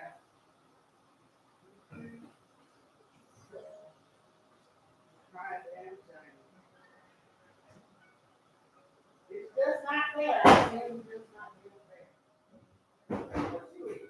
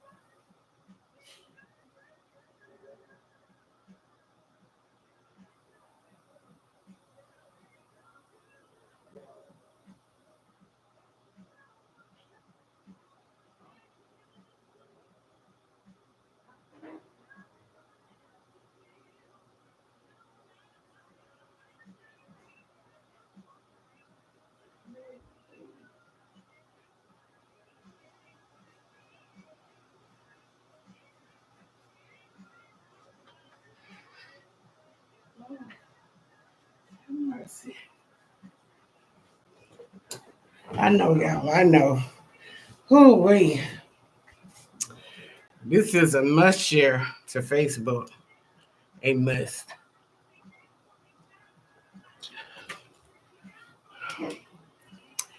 All right. I have to move in with her.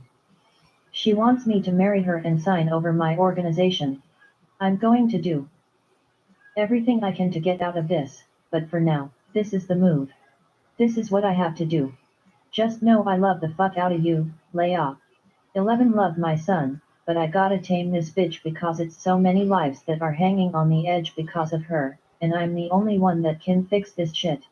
I walked over to her, trying to grab her hand, but she snatched away from me.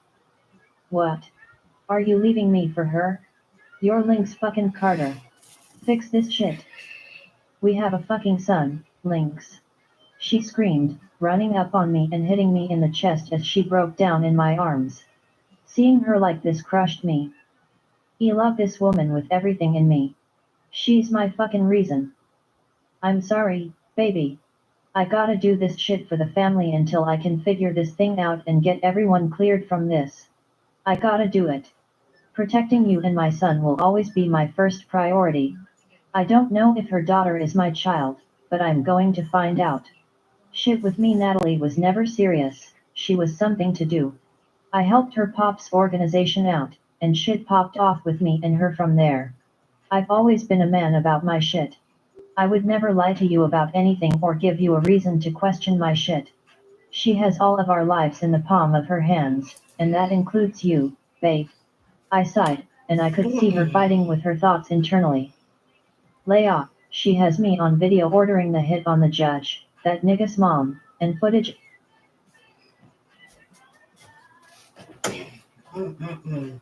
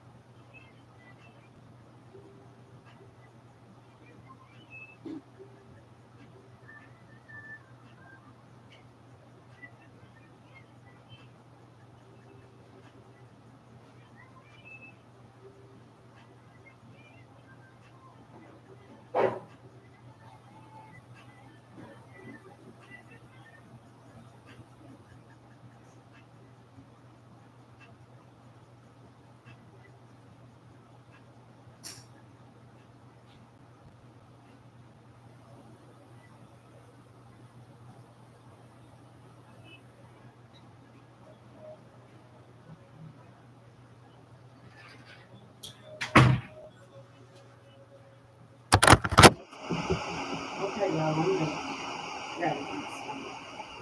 I want y'all to see what I was.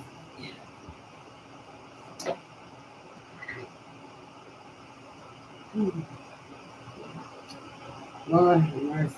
This woman here, she just don't know what she doing. At all.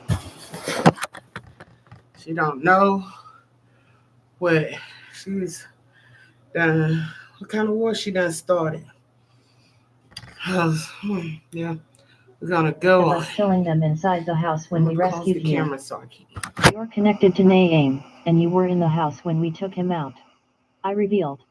She stood there as her body shook from the thunderous cry she let out, and I just couldn't get over the fact that we were going through this shit right now. So, are we really doing this, Lynx? She looked at me. I could see the pain in her face, but there wasn't anything I could do to soothe her. That's how it has to be for now. I'd rather see you and my son safe, happy, and living a carefree life. I promise when I fix this shit, I'm coming back to get my wife and child. When I attempted to pull her into my arms, She started becoming erratic, swinging on me, and I knew this was out of hurt. Nah, nigga. Don't bother coming for me, cause if you can't fight for me and protect us here with you now, stay the fuck away from me. You're supposed to be that nigga, yet you're letting this bitch call the motherfucking shots and threaten our livelihood. She screamed as she rushed into her closet and started throwing her clothes inside. I let out a deep sigh, trying to calm myself. I knew if didn't, things would get crazy. I didn't want to take anything out on her because this wasn't on her. It was on me. As I walked into my closet to pack a bag, I wasn't sure when I would come back here. I know she's hurt, but one be damned if I'm going to let Nat hurt my family because of some shit that was all on me. They're in this situation because this bitch is fucking delusional. I'ma always go to war for mine, so shit gotta be this way for now. Natalie can cause a lot of damage. Right now, Malaya isn't looking at the bigger picture because her feelings are hurt, and that's all she cares about. Had to get my mental together so that I could come up with a plan.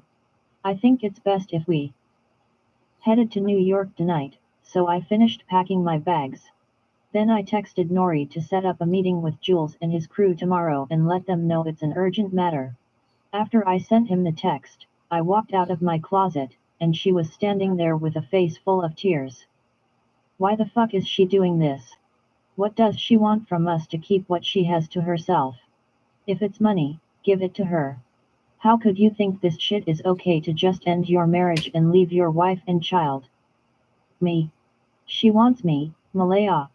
Natalie is wealthy, she's the next in line for her father's organization, the Alvarez Cartel.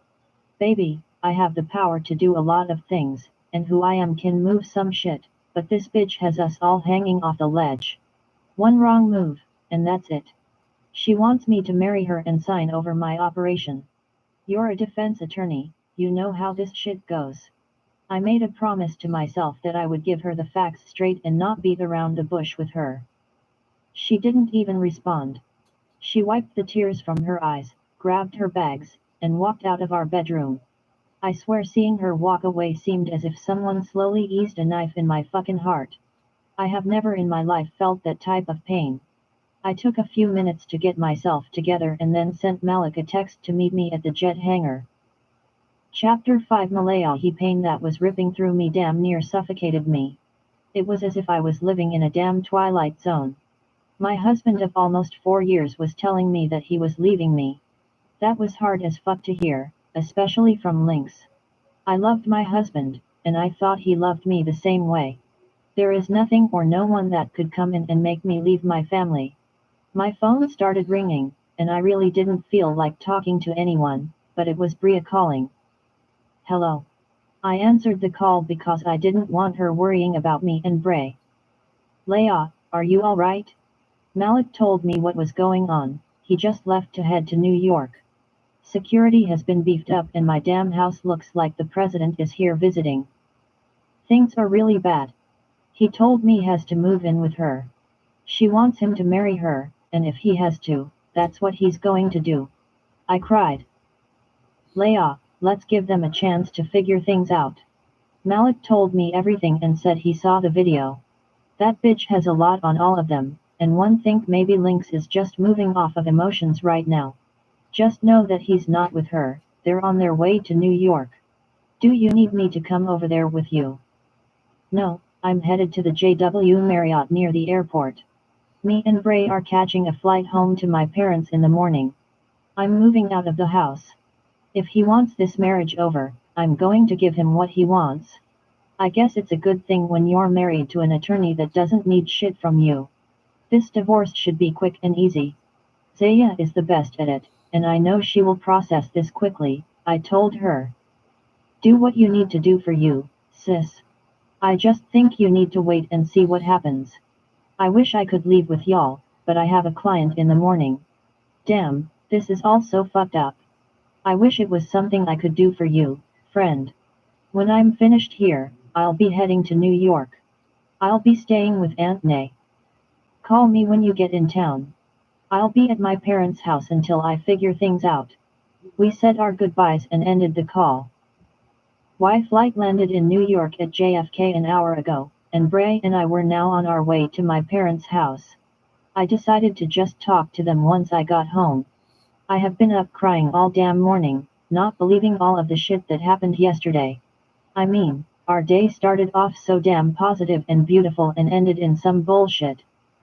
Yai, it's Pop Pop's house. Bray started clapping as we pulled up to the gates. He loves my dad. He loves his mom, but my dad was his best friend, and all my dad did was talk shit to my baby. Bray didn't even care. Anything his pop said he thought was funny, and he would just fall out laughing. He loved this little boy's entire life, and he has no clue that our lives are going to be different without his dad. Once we got through the security process, the gates opened, and a few minutes later, we were pulling up to the house. The driver helped me get the bags out of the car. I just had the driver sit everything at the door. I could get my dad to get them once he calmed down from the fact that we were moving back in. The door clicked after I entered my code. I was happy as hell the pin was still the same because my dad was an advocate of changing shit around to keep us out of the house. True story, I think his ass really don't want us to come visit. Music was playing when I opened the door, and it was the damn song, Woman to Woman by Shirley Brown playing. I haven't seen his ass yet, and I was ready to punch him in his damn throat with his old ass. Yeah, you heard what Shirley told Barbara. I know that's right, Shirley. You better let her ass know. My dad sang out loud, gyrating his body to the song while cooking. Oh, my goodness, what are y'all doing home? My mom jumped up in excitement, and my dad turned in our direction. Pop Pop. Braden yelled out and took off running towards my dad. Oh hell no. What the hell is going on? Didn't I tell you to let me know when you and this demon seed decide to come visit? I really do think it's best that y'all get a hotel and let me and your mama come visit y'all over there. It works best for me cause I just don't have time to be going back and forth with this lil nigga and his spirits.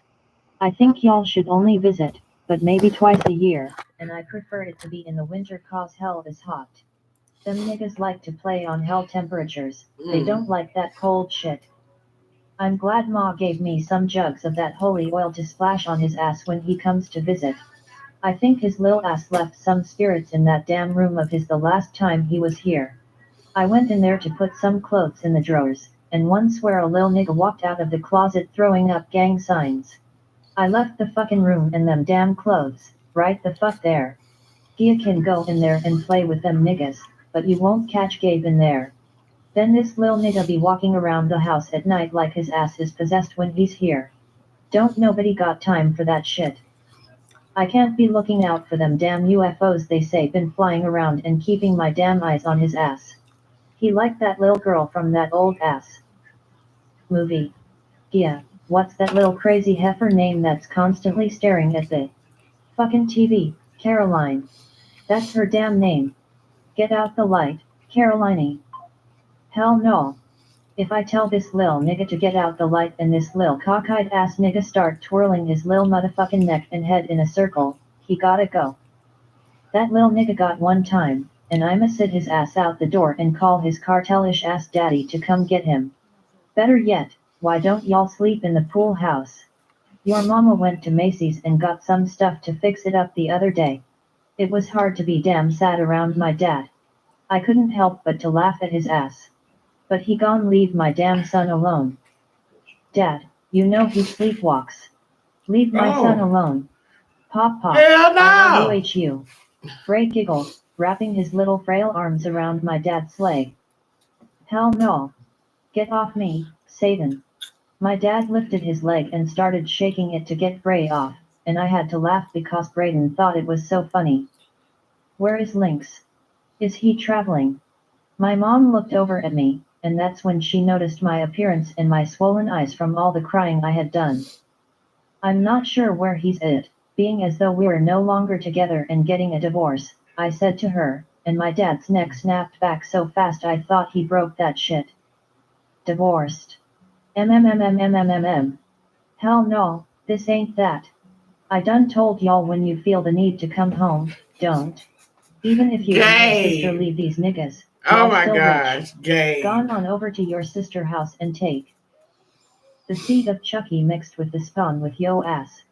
Mono done bought that big ass house, and y'all got plenty of room to live happily ever the fuck after over there. Me and yo mama done did our job. That's raise y'all asses to get gangstas and cartelish niggas that got the federals watching his ass. Mono loves his brother-in-law, always talking about Lynx's black ass. I told the nigga to keep on hanging with his bro, he gon' be doing 90 to life, and his new girl gon' be Dorianisha. While my baby out here in the real world crying free my baby till it's backwards. I tried to teach y'all, but you were definitely listening to your mama. You should have been trying CC Lil prayer she was doing. Cause that GI prayer your mama taught you didn't do you so good. Your mama got lucky cause true enough, she was out here trying to catch her a thugga too, and God blessed her real good with my ass. That's my dude. You know God is good, and he's always on time. See, I'm a different type of thug. I take pride in my street dealings, and I'm careful. God took his time with me, baby. God said I'ma make you a drug dealer and rich, but you gon' be one of those ones, and I said, yes I trust you, Lord. And look at me now. Y'all should have come to me instead of your mama. Did you at least hit up that nigga I sent you from the Escobar cartel? He on the lighter side, and I know how you love them lil chocolate niggas, but his money green. I think he might have more than Lynx's ass. This man was indeed crazy. Ma really should get him checked out. Pop pop. Ray wanted my dad to pick him up, but this dude just stared at him like his lil ass was stink. Nah bite, this not gon' work for me. The hell you mean, y'all getting a damn divorce? I told you them cartel niggas switch up just like these IG influencers switch niggas. He shook his head as he plated the food he was cooking. What happened, baby? My mom looked at me, waiting for me to explain. Yeah, if the nigga dash. There is another woman. She has a little girl, and she said it's Lynx's daughter. She's threatening him with some heavy stuff. She said she has him ordering the hit on the judge, and she has information on Dad, Uncle Jules, Zelan, and Uncle Truth. Information that could send everyone to jail for a very long time. He said he has to give her what she wants in order to protect me and everyone else. I know I that's heard a right. loud noise crashing to the floor, and my dad had dropped the Gabe food he was said, holding. fuck that shit. Fuck On who? on who? My dad yelled, pulling his phone out of his pocket and dialing a number. I'm in the city. I was just about to call you, but I guess Malaya is there and explained it to you. I set up a meeting with Jules, so I'm sure he's going to call you as well. I'll be over to his crib in an hour. Lynx got out before Dad could even get anything out. Bruh, she said this chick got some shit on us. How bad is it? Dad asked him. The Woo, death penalty. girl. See you in an hour. The Oh, call why did dropped, I and stop my dad's smoking? knees damn near buckled. Oh my fucking Oh, god. My mom cried out, and that caused me to shed more tears. Okay. excuse me. My dad screamed out, and that shit broke me. Never would one think me dealing with a man would bring this kind of trouble to my family. One loved my parents, and to see them broken and scared is something I never wanted to witness. I'm hurt about losing my husband and wish that he chose me over that bitch, but I guess it is what it is. Dad, I got you. Just as long as I have air in my body, I'll defend you until I don't have air to breathe. You don't have the best defense attorney in the US as a daughter for nothing. I walked over to hug him and my mom. Then I pulled my phone out and sent Lynx a text. Me, I need all the information you have on that bitch. Husby, done. Love you.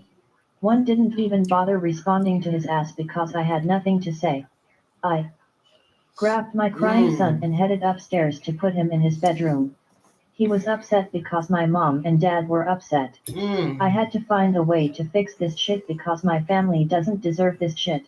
Right. Chapter 6 gave 11 that joking shit went out the Yeah. window cause I need to know what the fuck this so-called bitch had on me and my fucking family. Playing with us has never been a safe thing to do. Just because we are older ain't shit changed but the motherfucking time and year.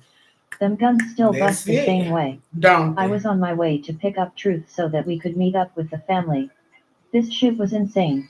Out of all the shit we've done and even the shit that went down with Jules a few years ago, we've never been caught up in no shit. The family, down to the kids, have always been careful when it came to the family business. So, to hear that some bitch got information on us, is mind-boggling as fuck. Like, a whole bitch was threatening to infiltrate us. A bitch that I have never even seen before. My mind was running a marathon during my drive, trying to figure out how the hell we didn't know we were being recorded. My phone lit up, and it was Ju sending out a text letting us know that we needed to meet at his house ASAP. I responded, letting him know that I was already getting truth and we would be there soon. My fucking head was pounding with the way my thoughts were playing hopscotch. How did Lynx even let this bitch get so close to his organization that she was able to corner us like this? I needed the backstory on this chick, and I needed that shit ASAP. Snapping from my thoughts, I pulled up to Truth's security gate. And to my surprise, this nigga was outside of the gate waiting on me. Nigga, I said we might go to the penitentiary for the rest of our lives. That didn't mean you start practicing on how to walk the yard yet. The fuck wrong with you? It's hot as hell out here, and that walk from your house to this gate, gotta be a good 5 miles. I was looking at this nigga like he was crazy. The way sweat littered his forehead and the neck of his t-shirt, I knew he was burning the fuck up. Shut your ass up and drive. Truth dapped me up when he got inside, and I made a U-turn to head to Jules's crib. 30 minutes later, we were walking inside Jules's home, and everyone was already there, including Malai, Pop Santiago, Juju, Carrie, and Ya. There weren't any jokes, no laughing, and no monkey business like it normally was. That shit let me know that everyone was concerned. Hell, I wanted to comment on Ma wearing that hot-ass black hoodie, fucking polka dot shorts, and rain boots without a lick of clouds or rain in the sky, but I wasn't even in a damn joking mood. Wow. I just wanted to know how to end this. Shit, so Ma's 3-season attire had to be pushed to the back of my mind. But with the way she kept catching my attention, I knew I was bound to crack on her ass soon. I'm glad you're all here. From the conversation I had with Lynx earlier, we're in for a fight. He didn't explain it all to me, but he did say that it was a lot of information to unpack. I want you all to brace yourselves for what's to come, but always know we act as a unit. Lynx takes full responsibility for what has happened, and before he steps into this room, I want y'all to know, I'm still backing him. Gabe, that's your son-in-law, but I don't want you to feel like you must choose him or us. We're riding with him on this one, because I trust that he's gonna get this shit handled.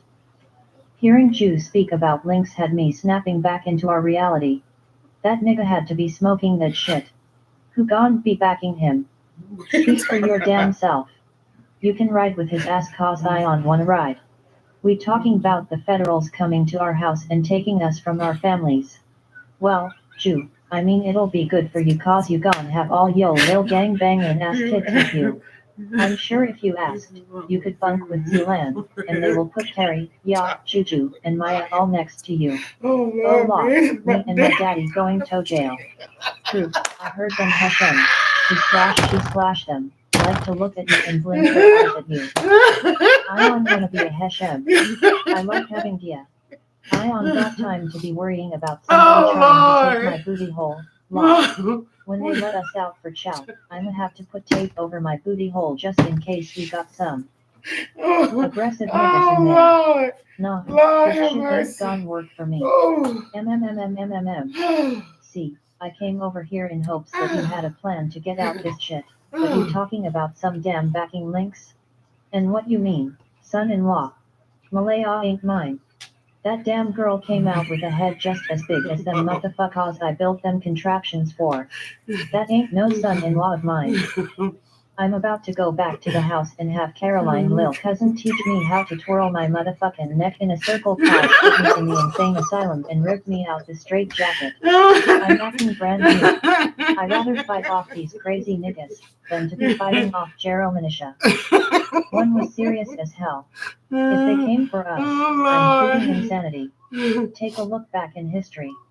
All them white serial killers played crazy and spent the rest of their days dressed in all white, getting high off medication, and eating Gel Zero.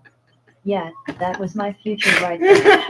As a matter of fact, let me stop telling they ass my plan before they copied it. All of our asses can't have the same damn plan. A few minutes later, Lynx and about 10 of his crew members walked into the room. Lynx, Malik, Nori, it's good to see y'all. I hate it had to be on these conditions, Jules greeted them. I hate this shit has happened. I know you all want to know what's going on, and I don't want to hold any information from you. Juju, I just sent a video to your phone. Can you set it up on the screen for everyone to see it? I would rather y'all see what we working with first, and then I can speak after. Lynx looked over at Juju, and I almost felt bad for the kid when I saw a glimmer of defeat in his eyes. I had to snap out of it thinking about them Heshems. One wondered if my contraptions could catch one of their asses?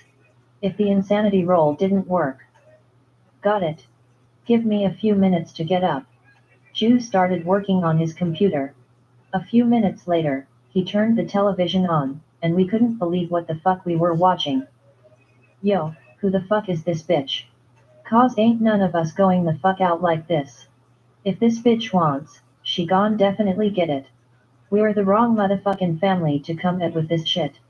The fuck? Not only will we go down, but my motherfucking nieces and nephews too. Fuck that. This bitch gotta die, and that shit needs to happen today. Fuck tomorrow. All I want to see is her blood on the motherfucking walls, and any other motherfucker that want it can get it. Everything Zelan was spitting right now was the truth. You got that shit right. There has never been a bitch alive that could take this family down. We're GBC round this bitch, and we gon' be GBC until we die. Ma's 3 seasons ass blurted. Ma, you and Pop got one leg in and the other leg out.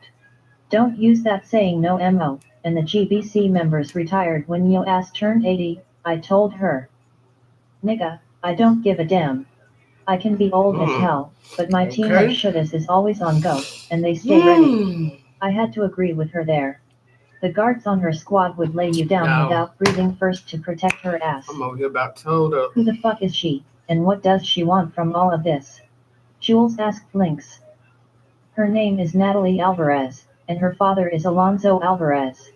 She was someone I used to sleep with. It was nothing more than that, but she wanted more, and now we're here. She also says that during our time together, she got pregnant, and she has a 5-year-old daughter. All of this was before I reconnected with Malaya. Natalie wants me to leave my wife and marry her. She also wants me to sign my organization over to the Alvarez Cartel. That would include the percentages that I have with the Santiago Cartel, he explained. What? How does that even work? You're married to Leia. So, you're saying she wants you to leave Malaya? Carrie questioned in confusion. Yeah, and that's exactly what she wants him to do, and that's what his ass did. But I understand it 'cause I likes my damn freedom. I think yo ass made a good ass choice. My baby heart broke now, but when she sues your ass for all of those millions she bout to get, her ass gon' be smiling all the way down to Jew Bank with her check. And you and that crazy bitch can live happily ever after. Hell, I can even cancel the date I had her set up with the head of the Manuel Cartel. Unless she runs through all that money. Then I'm putting her ass back on the dating scene. 'Cause I know this nigga didn't think he wasn't going to have to pay us some alimony, child support, and some mental support. He should ask Jules' ass all about that mental support he had to pay CI back in the day from breaking her heart. What's going on? Meek asked, walking into the room. Oh, nigga, now yo ass wanna show up when all our asses bout to go to jail on 400 counts of murder. You better get on your knees, do a praise break and thank God that you weren't with us. I'ma start hanging with you and Toya asses 'cause y'all don't ever be in our bullshit. You know, I'm starting to think your unfriendly ass plans it like that. I fanned his ass off. Zelan filled him in on everything, and he was on the same shit. Time to strap up and give this bitch that work. I did break things off with my wife last night. You all can hate me for it, but I did it because I'll never allow my son to be without his mother or sit and watch my wife in jail. I may have made some decisions prematurely, but it was the first thing I could think of on such short notice. Every move I make, I do it not only to shield my family but to protect my organization. My brother and cousins only do what I ask of them. They don't deserve to go down for shit. I made my decision for not only them, but all of you.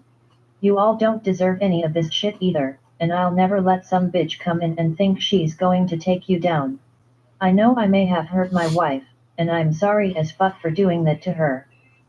I had to make some quick decisions because Natalie is unstable, and I don't want her making moves that I don't know about.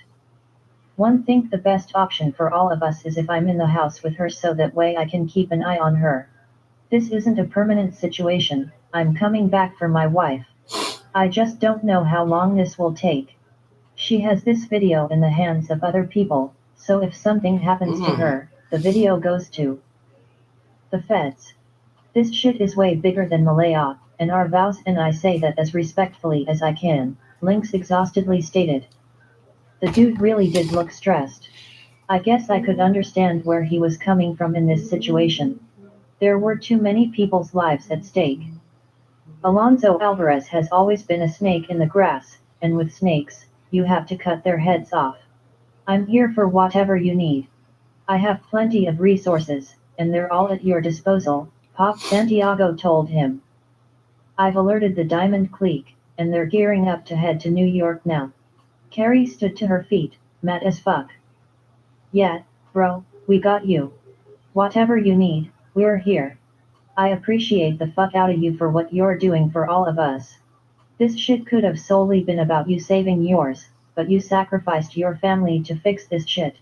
I'm forever grateful and ready to help you end this bitch, so you can get back to your wife and child. Ya stood to dap him up, and everyone else followed. Lynx, can you give me everything you have on this Natalie chick? I need her phone numbers, any known addresses, current and old, any friends you might know of, and the same for her parents. I need everything on them. The sooner I get that information, the sooner I can find out who she sent those videos to. Juju was already on it. If Bill Gates is on the case, and the motherfucking Diamond Clique is Right on the about way. that. Yes, bitch, we bout to have a time. Carrie and her clique, We bout to baby. have a motherfucking time. A Carrie good and the old clique about time. to kill everything moving in. Good old time. I need me a damn blunt. I'm alright though. We're all going to be alright. Don't let this hoe rattle y'all one bit, even though this shit is bad.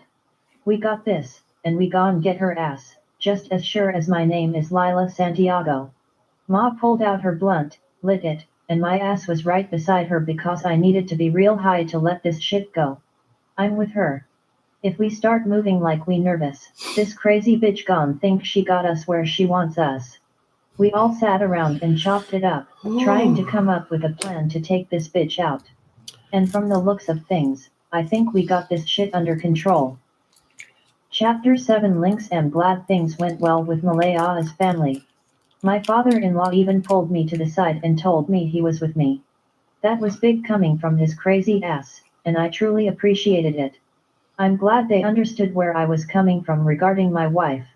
I'm hoping that Malaya can understand it all. Being with her parents is the best thing for her right now because that leaves me free to take care of Natalie. The way I'm feeling right now, I could lay down this entire fucking city. I can't lie, like my life taking a drastic turn didn't have a nigga out here feeling lost. The nagging feeling of my wife not wanting me back was in the rear of my mind, and refused to be stilled. Rolling over in bed without her warm, soft body in reach for me to scoop up and place on my dick had me out here feeling like I was about to go into cardiac arrest. I know Leia was feeling like I had given up on her, but that shit was the furthest thing from the truth.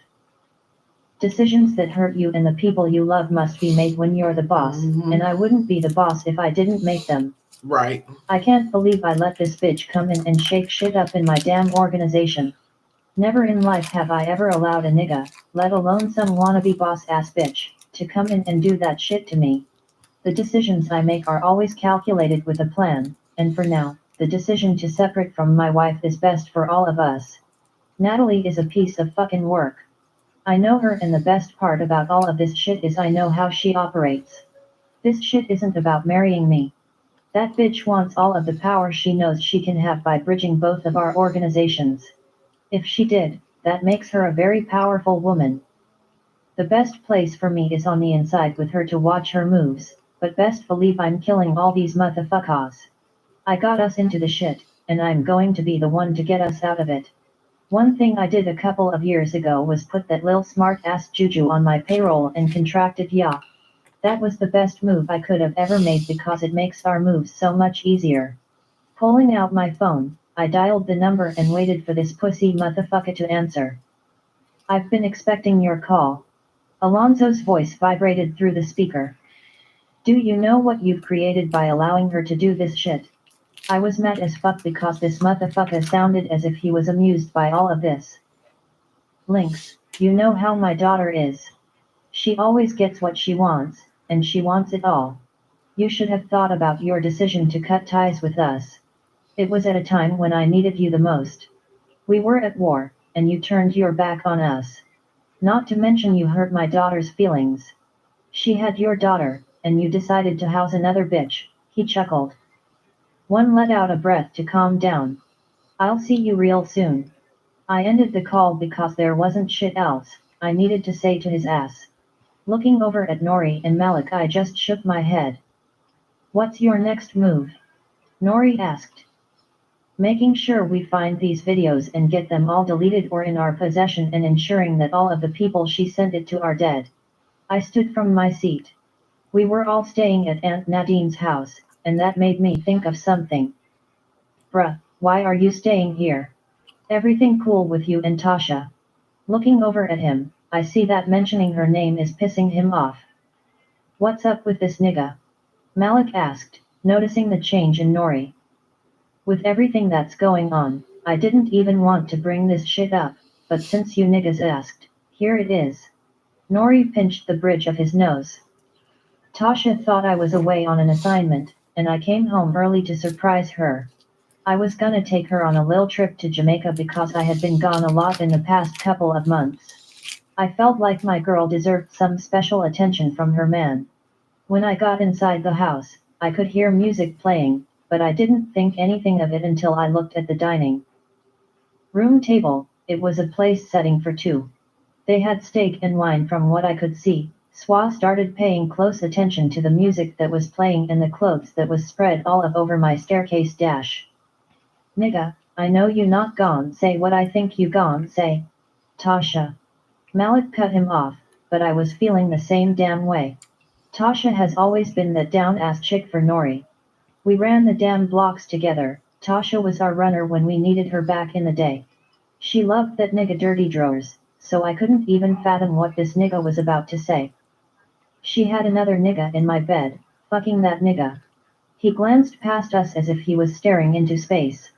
The worry lines etched in his forehead told me the answers to my next question, but fuck it, I needed to ask that shit. Which part of the country did you send his body parts? I questioned. Inferno. And Tasha. Malik and I both were so invested that we asked the question at the same damn time. She's still breathing, but it's taking everything in me not to end her daily. I go over to the house every day with the intention of blowing that bitch's head off. I hate a disloyal motherfucker, and Tasha is one disloyal bitch. I gave that girl everything. This is what she does to me. Man, fuck that hoe with an AIDS-infected dick. Damn, nigga, you mad. I understand why you didn't do her, but you of all people know we don't leave anything or anybody to chance. Look at what the fuck we got going on right now, and that's a mess that I have to clean. The fuck up. I'm sorry, bro, but you know that Tasha has to go to sleep. I feel fucked up about it because we grew up with her ass, but I don't see any other way to handle this shit. This isn't about us, but you really don't know how she felt about old boy. That shit could have been deep, but something she couldn't tell you. Make it look an accident so her family can give her a proper burial. I gotta go. It's time for me to check in on my wife and get back to Puerto Rico. We will be heading to Mexico tomorrow. Oh, and another thing, I need y'all to close all operations until this shit is done. I don't want shit moving because who know, this bitch might have already leaked us to the feds. I got somebody on the inside looking into any open cases regarding us or the CASM organization. Hit me up if y'all need me. I gave them both a brotherly hug and went to say my goodbyes to Aunt Nadine and Bria. I hope Nori understood where we were coming from regarding Tasha. And I damn sure hoped Malik worked things out with Bria because I knew they loved each other. 20 minutes later, my driver pulled up to the security gates at Malaya's parents' house. He pulled up close enough for the retina scan to read my eyes, and the gates opened. I was surprised that Gabe granted me that type of access. He said he was tired of them calling every time I brought my ass over. When we pulled up to the house, my father-in-law was outside trimming one of his trees. "Sup, Pop?"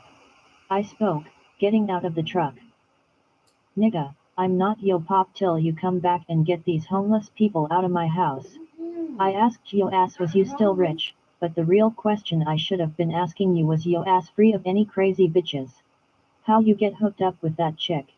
Never mind, don't answer that. Juju showed us a picture, and she finer than a motherfucker, so I see how. But her crazy shoulda overpowered you trying to get some pussy. Let me know if you need me to do anything. I know you in a hell of a situation. He patted me on my back and went back to trimming his tree, and I headed inside the house. Malaya was in the kitchen on the phone, and when she saw me, she ended the call. "Why are you here? Shouldn't you be with her?" She rolled her eyes, and turned away. Normally I had all the patience in the world with my wife, but I was operating on a short fuse. "You gotta stop talking to me like that. You know I don't do that disrespect shit at all with you or anybody else that deals with me. Yes, I could have done shit differently, but for the 100th time, this girl has proof of us committing several murders, and you and your family are all up in that shit.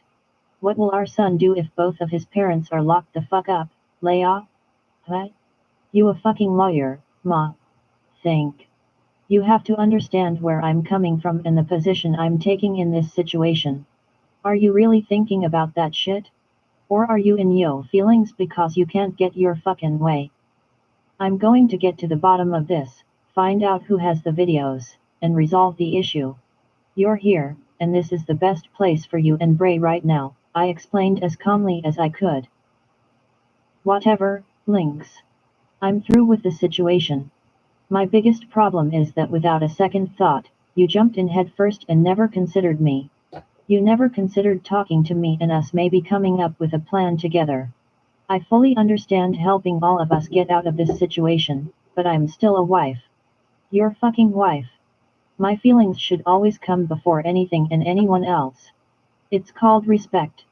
If you want it, you have to give it, and that's always been my policy. Send me the video that everyone is talking about, and I'll start to do my own investigation.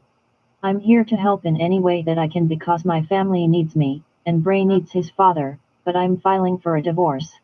I can't do this shit with you right now. It seems when shit gets hot you feel like you're on your own, and I'm not with that shit at all. My feelings are hurt, and you're so ready to jump into cartel action that you don't care about that. I'm not going to sit around knowing you're sharing time, space, and a bed with another woman. This is the reason I ran from niggas like you in the first place. I never wanted to go through this shit. I know there is someone out there that's not in this profession that will love me, and care for me the way that I need to be cared for." She turned to walk away, and that shit set me the fuck off, causing me to snatch her ass right the fuck up. "Don't fuck with me. You know why I'm doing this, and you know who your husband is. Don't get a nigga killed over emotions. Some things are hard as fuck to do, but when it comes to my family, I will walk on burning coals. To get to any bitch that's fucking with mine. This is your only warning. If one see or find out that you're entertaining any nigga in anything other than a professional relationship, I'm a dead that nigga just as sure as my name is Lynx Carter. Don't make these mothers have to bury their sons, cause your emotional ass is out here throwing temper tantrums. I've only shown you the side of me that loves you and my child. You haven't met this side of me, and I promise you neither one of us wants that motherfucker to come out, especially not with you. This version of me thinks different, acts different, and fucks different, and we both know you can't handle that shit. Don't play those types of games with me, nothing about my ass is stable.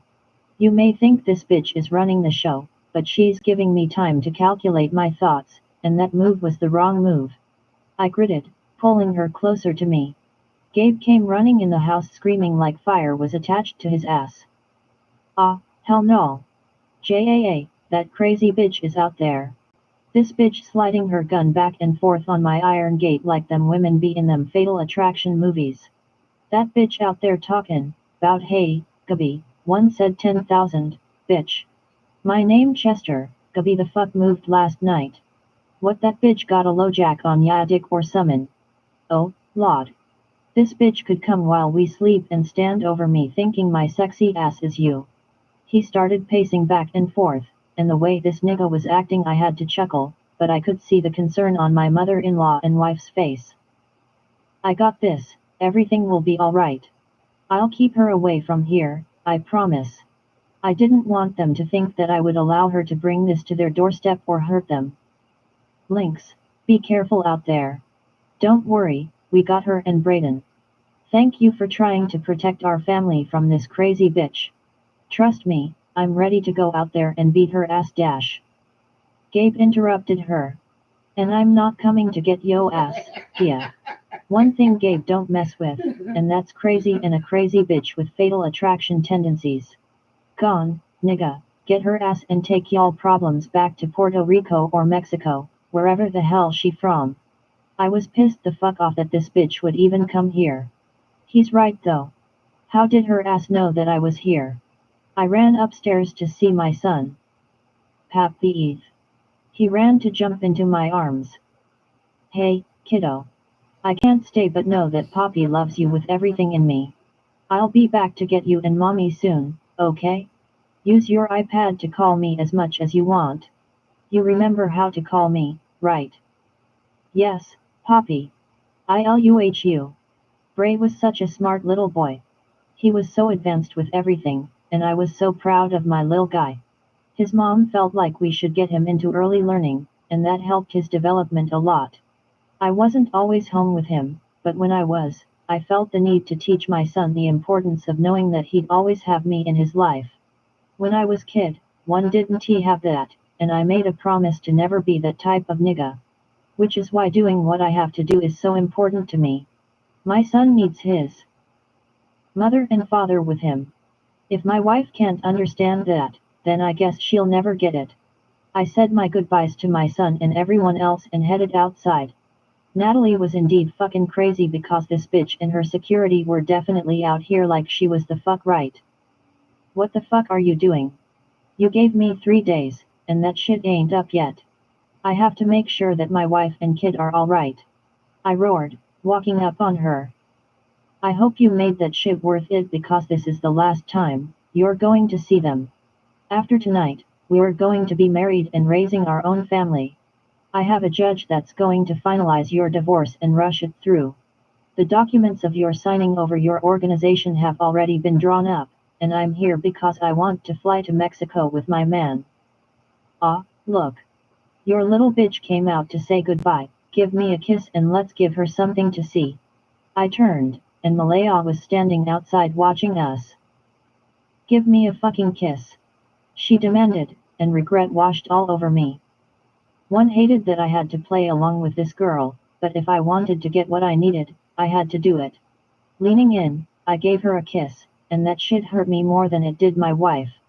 Looking in her direction and seeing the pain in her eyes damn near killed me. I sent Ju a text letting him know it was a change in plans and for him to leave and head straight to Mexico. Once I hit send and saw that he read it, my whole phone shut down, and everything that I had in my phone was deleted. It was as if Thad just gone in the store and purchased a new damn phone. I had to smile because I knew it was Ju that just deleted my shit. That one IL nigga was smart as fuck.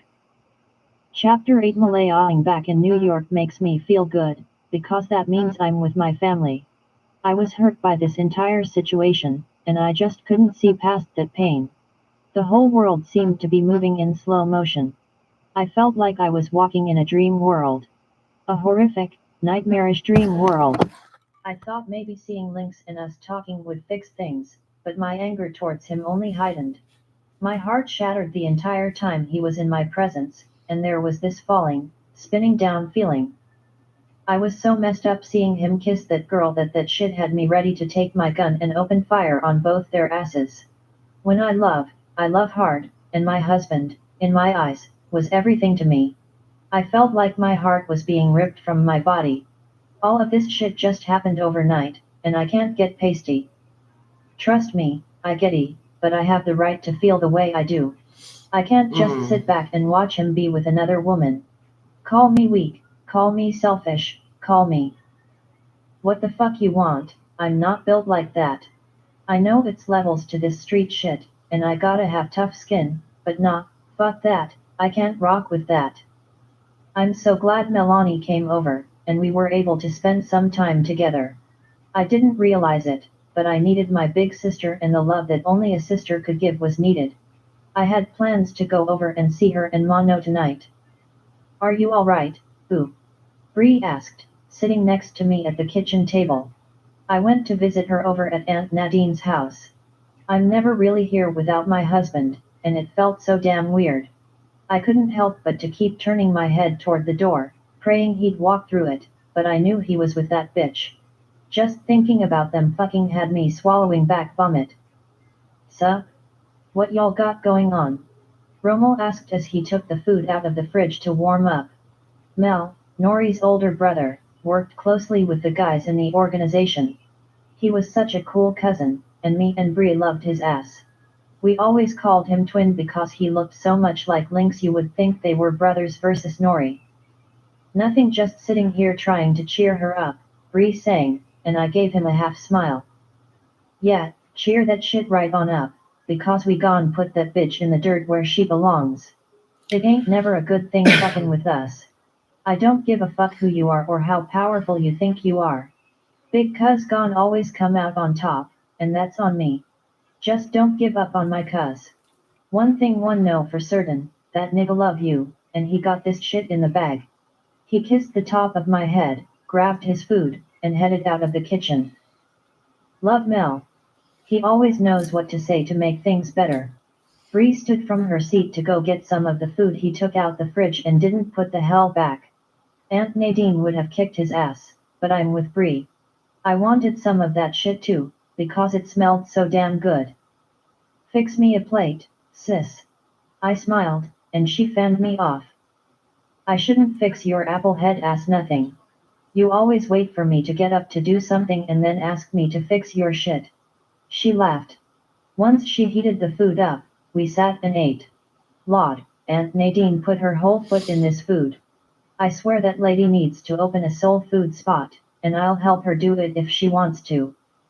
Have you figured out your situation with Malik? I asked her. No, I feel like I'm just existing there.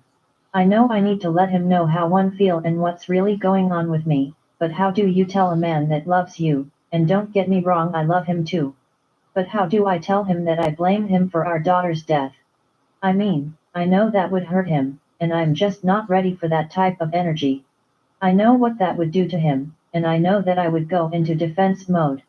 I truly don't know what to do about it. Sometimes I think I should just push through like I have for the last few years. She shrugged, and seeing Malik standing in the doorway behind us damn near knocked the wind out of me. I tried my best to nod at Bree and alert her, but I felt paralyzed. So, you fucking blame me for our daughter's death. The hell that I've put on my mental that night, and the days, months, and years trying to figure out how I could make you better. While I sat in misery over losing my baby girl, and all this time you blamed me for her death. He stopped himself because he was truly losing it. Malik, baby, I'm so sorry. I've been trying to find ways to talk to you about it, but I just couldn't find the words to tell you. I didn't want it to be like this. I just feel like if we weren't playing in the car, you would have been paying better attention to the road, and the accident wouldn't have happened.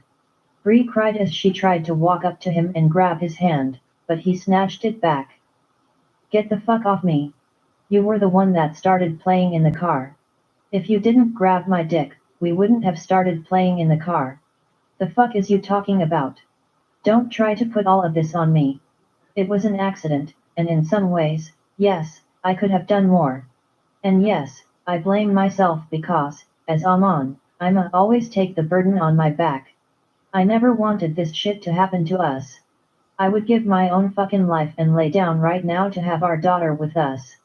This shit has been killing me inside, and now you come with this shit. Fuck you, Bria. He stormed out of the kitchen, and she tried her best to run after him.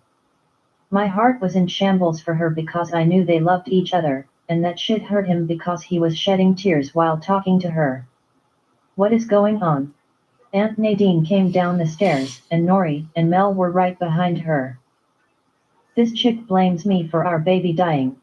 Listen, I love you, Ma, but I'm going back to Puerto Rico. I'll see you soon. He kissed his aunt and walked out the door. Oh, dear God. Aunt Nadine pulled Bria into her arms and started praying for all of us. Bria cried so hard her body shook. I stayed until she calmed down enough to go upstairs to take a nap. She said she didn't plan on going back to Puerto Rico until tomorrow, hoping that it would give Malik time to calm down. It seemed as if everything revolving around the Carter men was a disaster, and it worried the hell out of Aunt Nadine. I left and headed back to my parents' house because going through the emotions of Bree and Malik's issues made me sad. Zaya, all I want is my divorce, and I want it done quickly. I know you can make that happen, friend. You're the best divorce attorney in the land, I joked. Who gon' tell you, you're wrong when you're right? The best. You hear me? We both fell out laughing. I just think you might be moving too fast, friend, but I'm not going to get in your way. Are we asking for anything from the marital estate? She asked, but didn't need anything from Lynx. No, I got me and Bray. Before I knew it, my phone was being snatched out of my hand. Haul up, hold the hell up. Don't listen to her ass. That nigga is a billionaire. He got plenty of money we can get. I'm tired of her freeloading ass. Thinking she can come here and eat up all my damn butter pecan ice cream and pecan sandy cookies. Every time I want a snack, Ion got no mo cause her lil fish mouth ass and her step into the light ass sun done ate my shit. We bouts to go for the gusto, and if he says no, we taking his big lip the rock looking ass to court. If he worth $1 billion, we want 999 milli in our bank account by morning. Hell wrong with you? You just gone let his ass take all the money for Cruella to have? Hell no. We ain't giving shit but space in our bank account to collect all his motherfucking change. Zaa, you need his phone number. My dad asked Zaya, and her ass was too busy laughing at his ass. No, have it, Mr. Gabe. I miss you and Ms. Gia. Can't wait to see you again. She expressed to my dad, and his ass was smiling hard. We miss you too, my Spades partner. This girl mentioned to me this morning that she wanted to go on vacation to Belize soon. Hopefully, you can join us. My dad loved my friends, and they absolutely adored him and my mom. All my friends loved it when I was home, just so they can laugh and joke with my damn dad. I didn't want to sit and soak in my misery, so I decided to pack a bag and go hang out with my sister. I refused any of Lynx's security detail the moment I got back into New York, and I'm driving my old car that had shipped from Cali. My dad felt like I shouldn't have stopped the security, but I wanted nothing from him right now. Even though I gave it up, I just couldn't shake the feeling that someone was following me. Chapter 9 Malik couldn't believe the shit I overheard. And the fact that her ass was sitting around all these damn years, not trying to heal. I begged this woman to let's go get some help. Even if we did that shit separately. I love the fuck out of that woman, and I just can't believe we let our shit get like this. I'll never forget the night I met her beautiful ass and things changed for us. Damn, you giving them shorts hell, baby girl. Hey. What you doing out in the hall showing off my shit? I said to her, and she started looking around as if I was speaking to somebody else. Excuse me, this belongs to me. I'm just looking for my friend because she was supposed to bring me some food from downstairs. I guess she forgot about me. She shrugged. Nah, she's down in the lobby talking to my brother. But come on, lil baby. You can eat with me. No, that's okay. I don't wanna impose on you when you're trying to eat your dinner and relax, she told him. Let's go, lil baby. The first thing to learn about me is I hate repeating myself. We bout to go bust this shit down and get to know one another, which oh pretty ass. One smiled at her. I've loved that girl from that day on, and I only wanted to make her days on this earth the best days of her life. Bria had my heart, and I would have given her the world. Hell, I won aid that shit at her feet. When she first called off the wedding, her excuse was she had to get her mind right. After a year had passed by, I asked her again, but she still wasn't ready. So I said that I wouldn't pressure her. We were actively trying to have another baby. She wanted that, and if that's what she wanted, that's what I would give her. But she hasn't gotten pregnant, and now I overhear this shit. Her ass probably been feeling this way since the day we had the accident. I'm so fucking mad I could tear this fucking house apart right now. The way I'm feeling scared the shit out of me for many reasons. If she felt that way about me, I'm ready to let her ass walk. This was hard as fuck because I loved this girl, and to think of not having her fucked me up.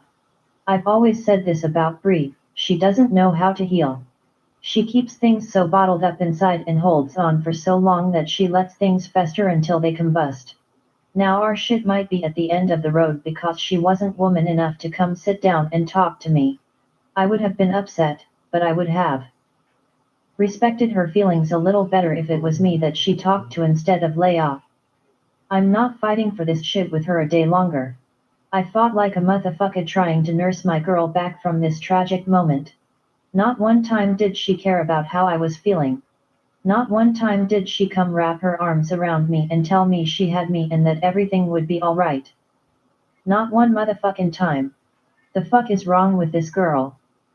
My ringing phone jolted me out of my thoughts. I wasn't going to answer it until I saw my brother's name and immediately picked up. Sup, you good? I just got a call from Nori. I'm sorry that shit happened to you, bro. We got this shit here, I need you to take a step back and get your mental together. I know that shit fucked you up, because it fucked me up to hear that. If you love her, fight for her. We both know she's been fighting this shit for a long time, and I know you have too, but she's the one that carried that child and felt her baby move every day. We may say that she should have gotten over it by now, but we can't say that shit. Everybody is different. Think about that before you make a rash decision that could change shit for y'all forever. I know you, and I know how you operate. You will call this shit quits in a heartbeat. Remember you asked this woman to be your wife. I understood where my brother was coming from, but I'm not trying to hear that shit right now. I hear you. What's up with you? I'm not taking any breaks until we get you out of there and everyone is cleared. And I meant that shit. We had to get to the bottom of this shit and quick. I'm ready to pop every family member that bitch got down to the motherfucking cat and dog. Fuck it. Anybody that bitch consider family, I consider the fuck dead. I'm not using my regular phone. I'ma stay on this burner, so call me on here. Juju is blocking any taps and erasing any history on this phone. Get Ju on the call with us. I clicked over and dialed Ju up. That dude is a fucking mastermind, and we've been needed him on our time. I for sure damn sure appreciate Jules for suggesting he come on payroll. What's up, M? He picked up on the first ring. I got Lynx on the call with us. I placed the call on speaker. L, what's up? Ju questioned. Sup? Do you have any information on who she's been talking to? Any family members we should know about? Lynx was on the same damn page I was on. Yeah, I got something interesting that me and my sister-in-law Remy found. There are two calls that she made right before she approached you in the restaurant. Remy is in the process of doing a sweep of their information now, he informed him, and you could hear his damn fingers tearing that damn keyboard up. We gon' keep shit on the low, but that bitch time is coming to an end, and it's coming real soon. I don't like leaving shit lingering around too long. Malik, if you're not taking a break, I need for y'all to get everything you can on this bitch. I want everybody close to this family looked at it. I got you. I'm glad my brother called because this conversation definitely got my attention off home shit.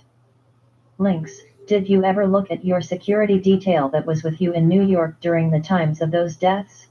I finished my evaluations on their personal phones and computers. I didn't get anything from them, but that doesn't mean anything, he said to Lynx. They're dead, I'm leaving nothing to chance.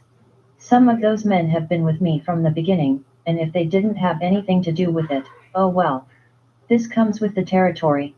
My security is a unit, and as a unit, you ride together, you die together.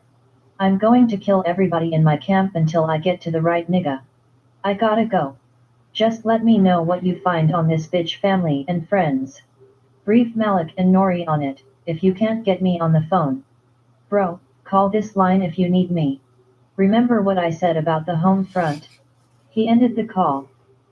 Jew, let me know if you need me for anything. Will do. We spoke for a few more minutes and ended the call.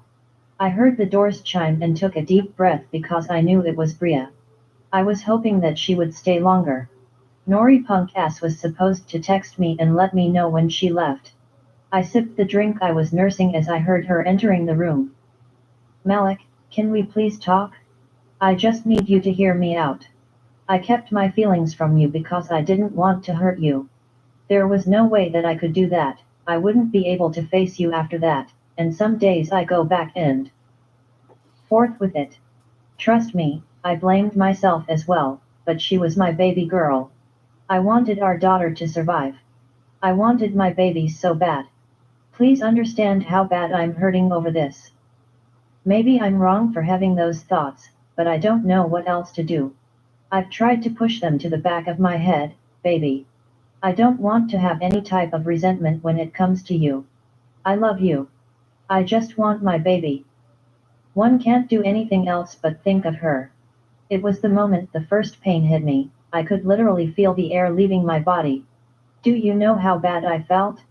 I was empty inside. She stood in the doorway crying, and I swear I felt nothing right now. Normally, when she cries, I'm quick to pull her into my arms and let her get everything she needed to get out. One sat there for a minute reflecting on our relationship. I would say I don't know where shit went bad with us, but I guess you don't know. It went bad the night of the accident, the night it was so-called my fault. The night you believe I killed our fucking daughter. The night the love fucking disappeared. The fuck? If you blame me for that shit, stand 10 fucking toes down on yo shit, lil baby.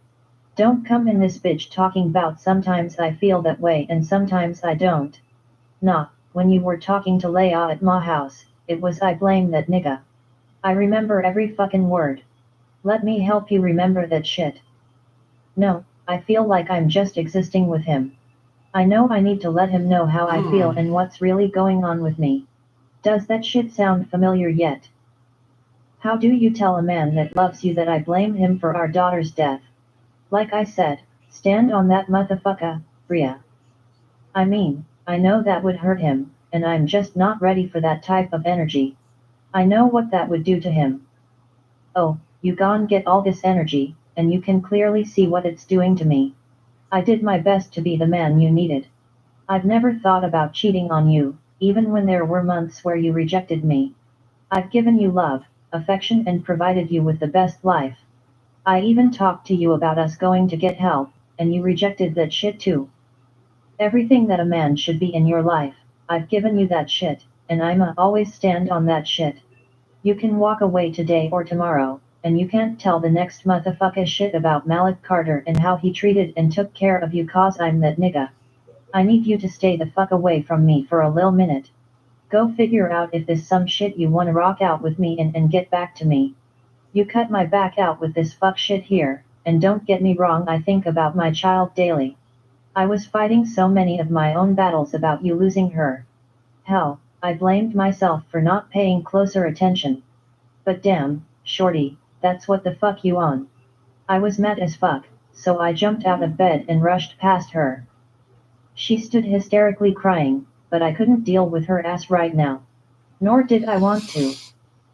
Chapter 10 Bria was sitting here Mm, listening to mm, Life and mm. Favor by John P. Key and Y'all, I'm finna get off. Um, you know, and lay it down. I'm tired, so I'm finna lay it down.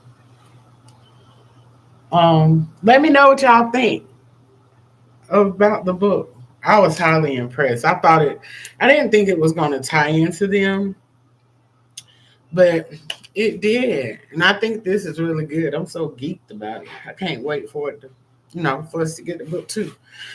So, um, I'm getting ready to go, but remember to share, like, comment, subscribe, or however you want to do it. Just like the post, y'all. Like it, because I loved it. I almost went 3 hours with y'all. So, but let's like, comment, and subscribe. But I am getting ready to lay it down. Y'all have a wonderful night. Enjoy. Stay safe.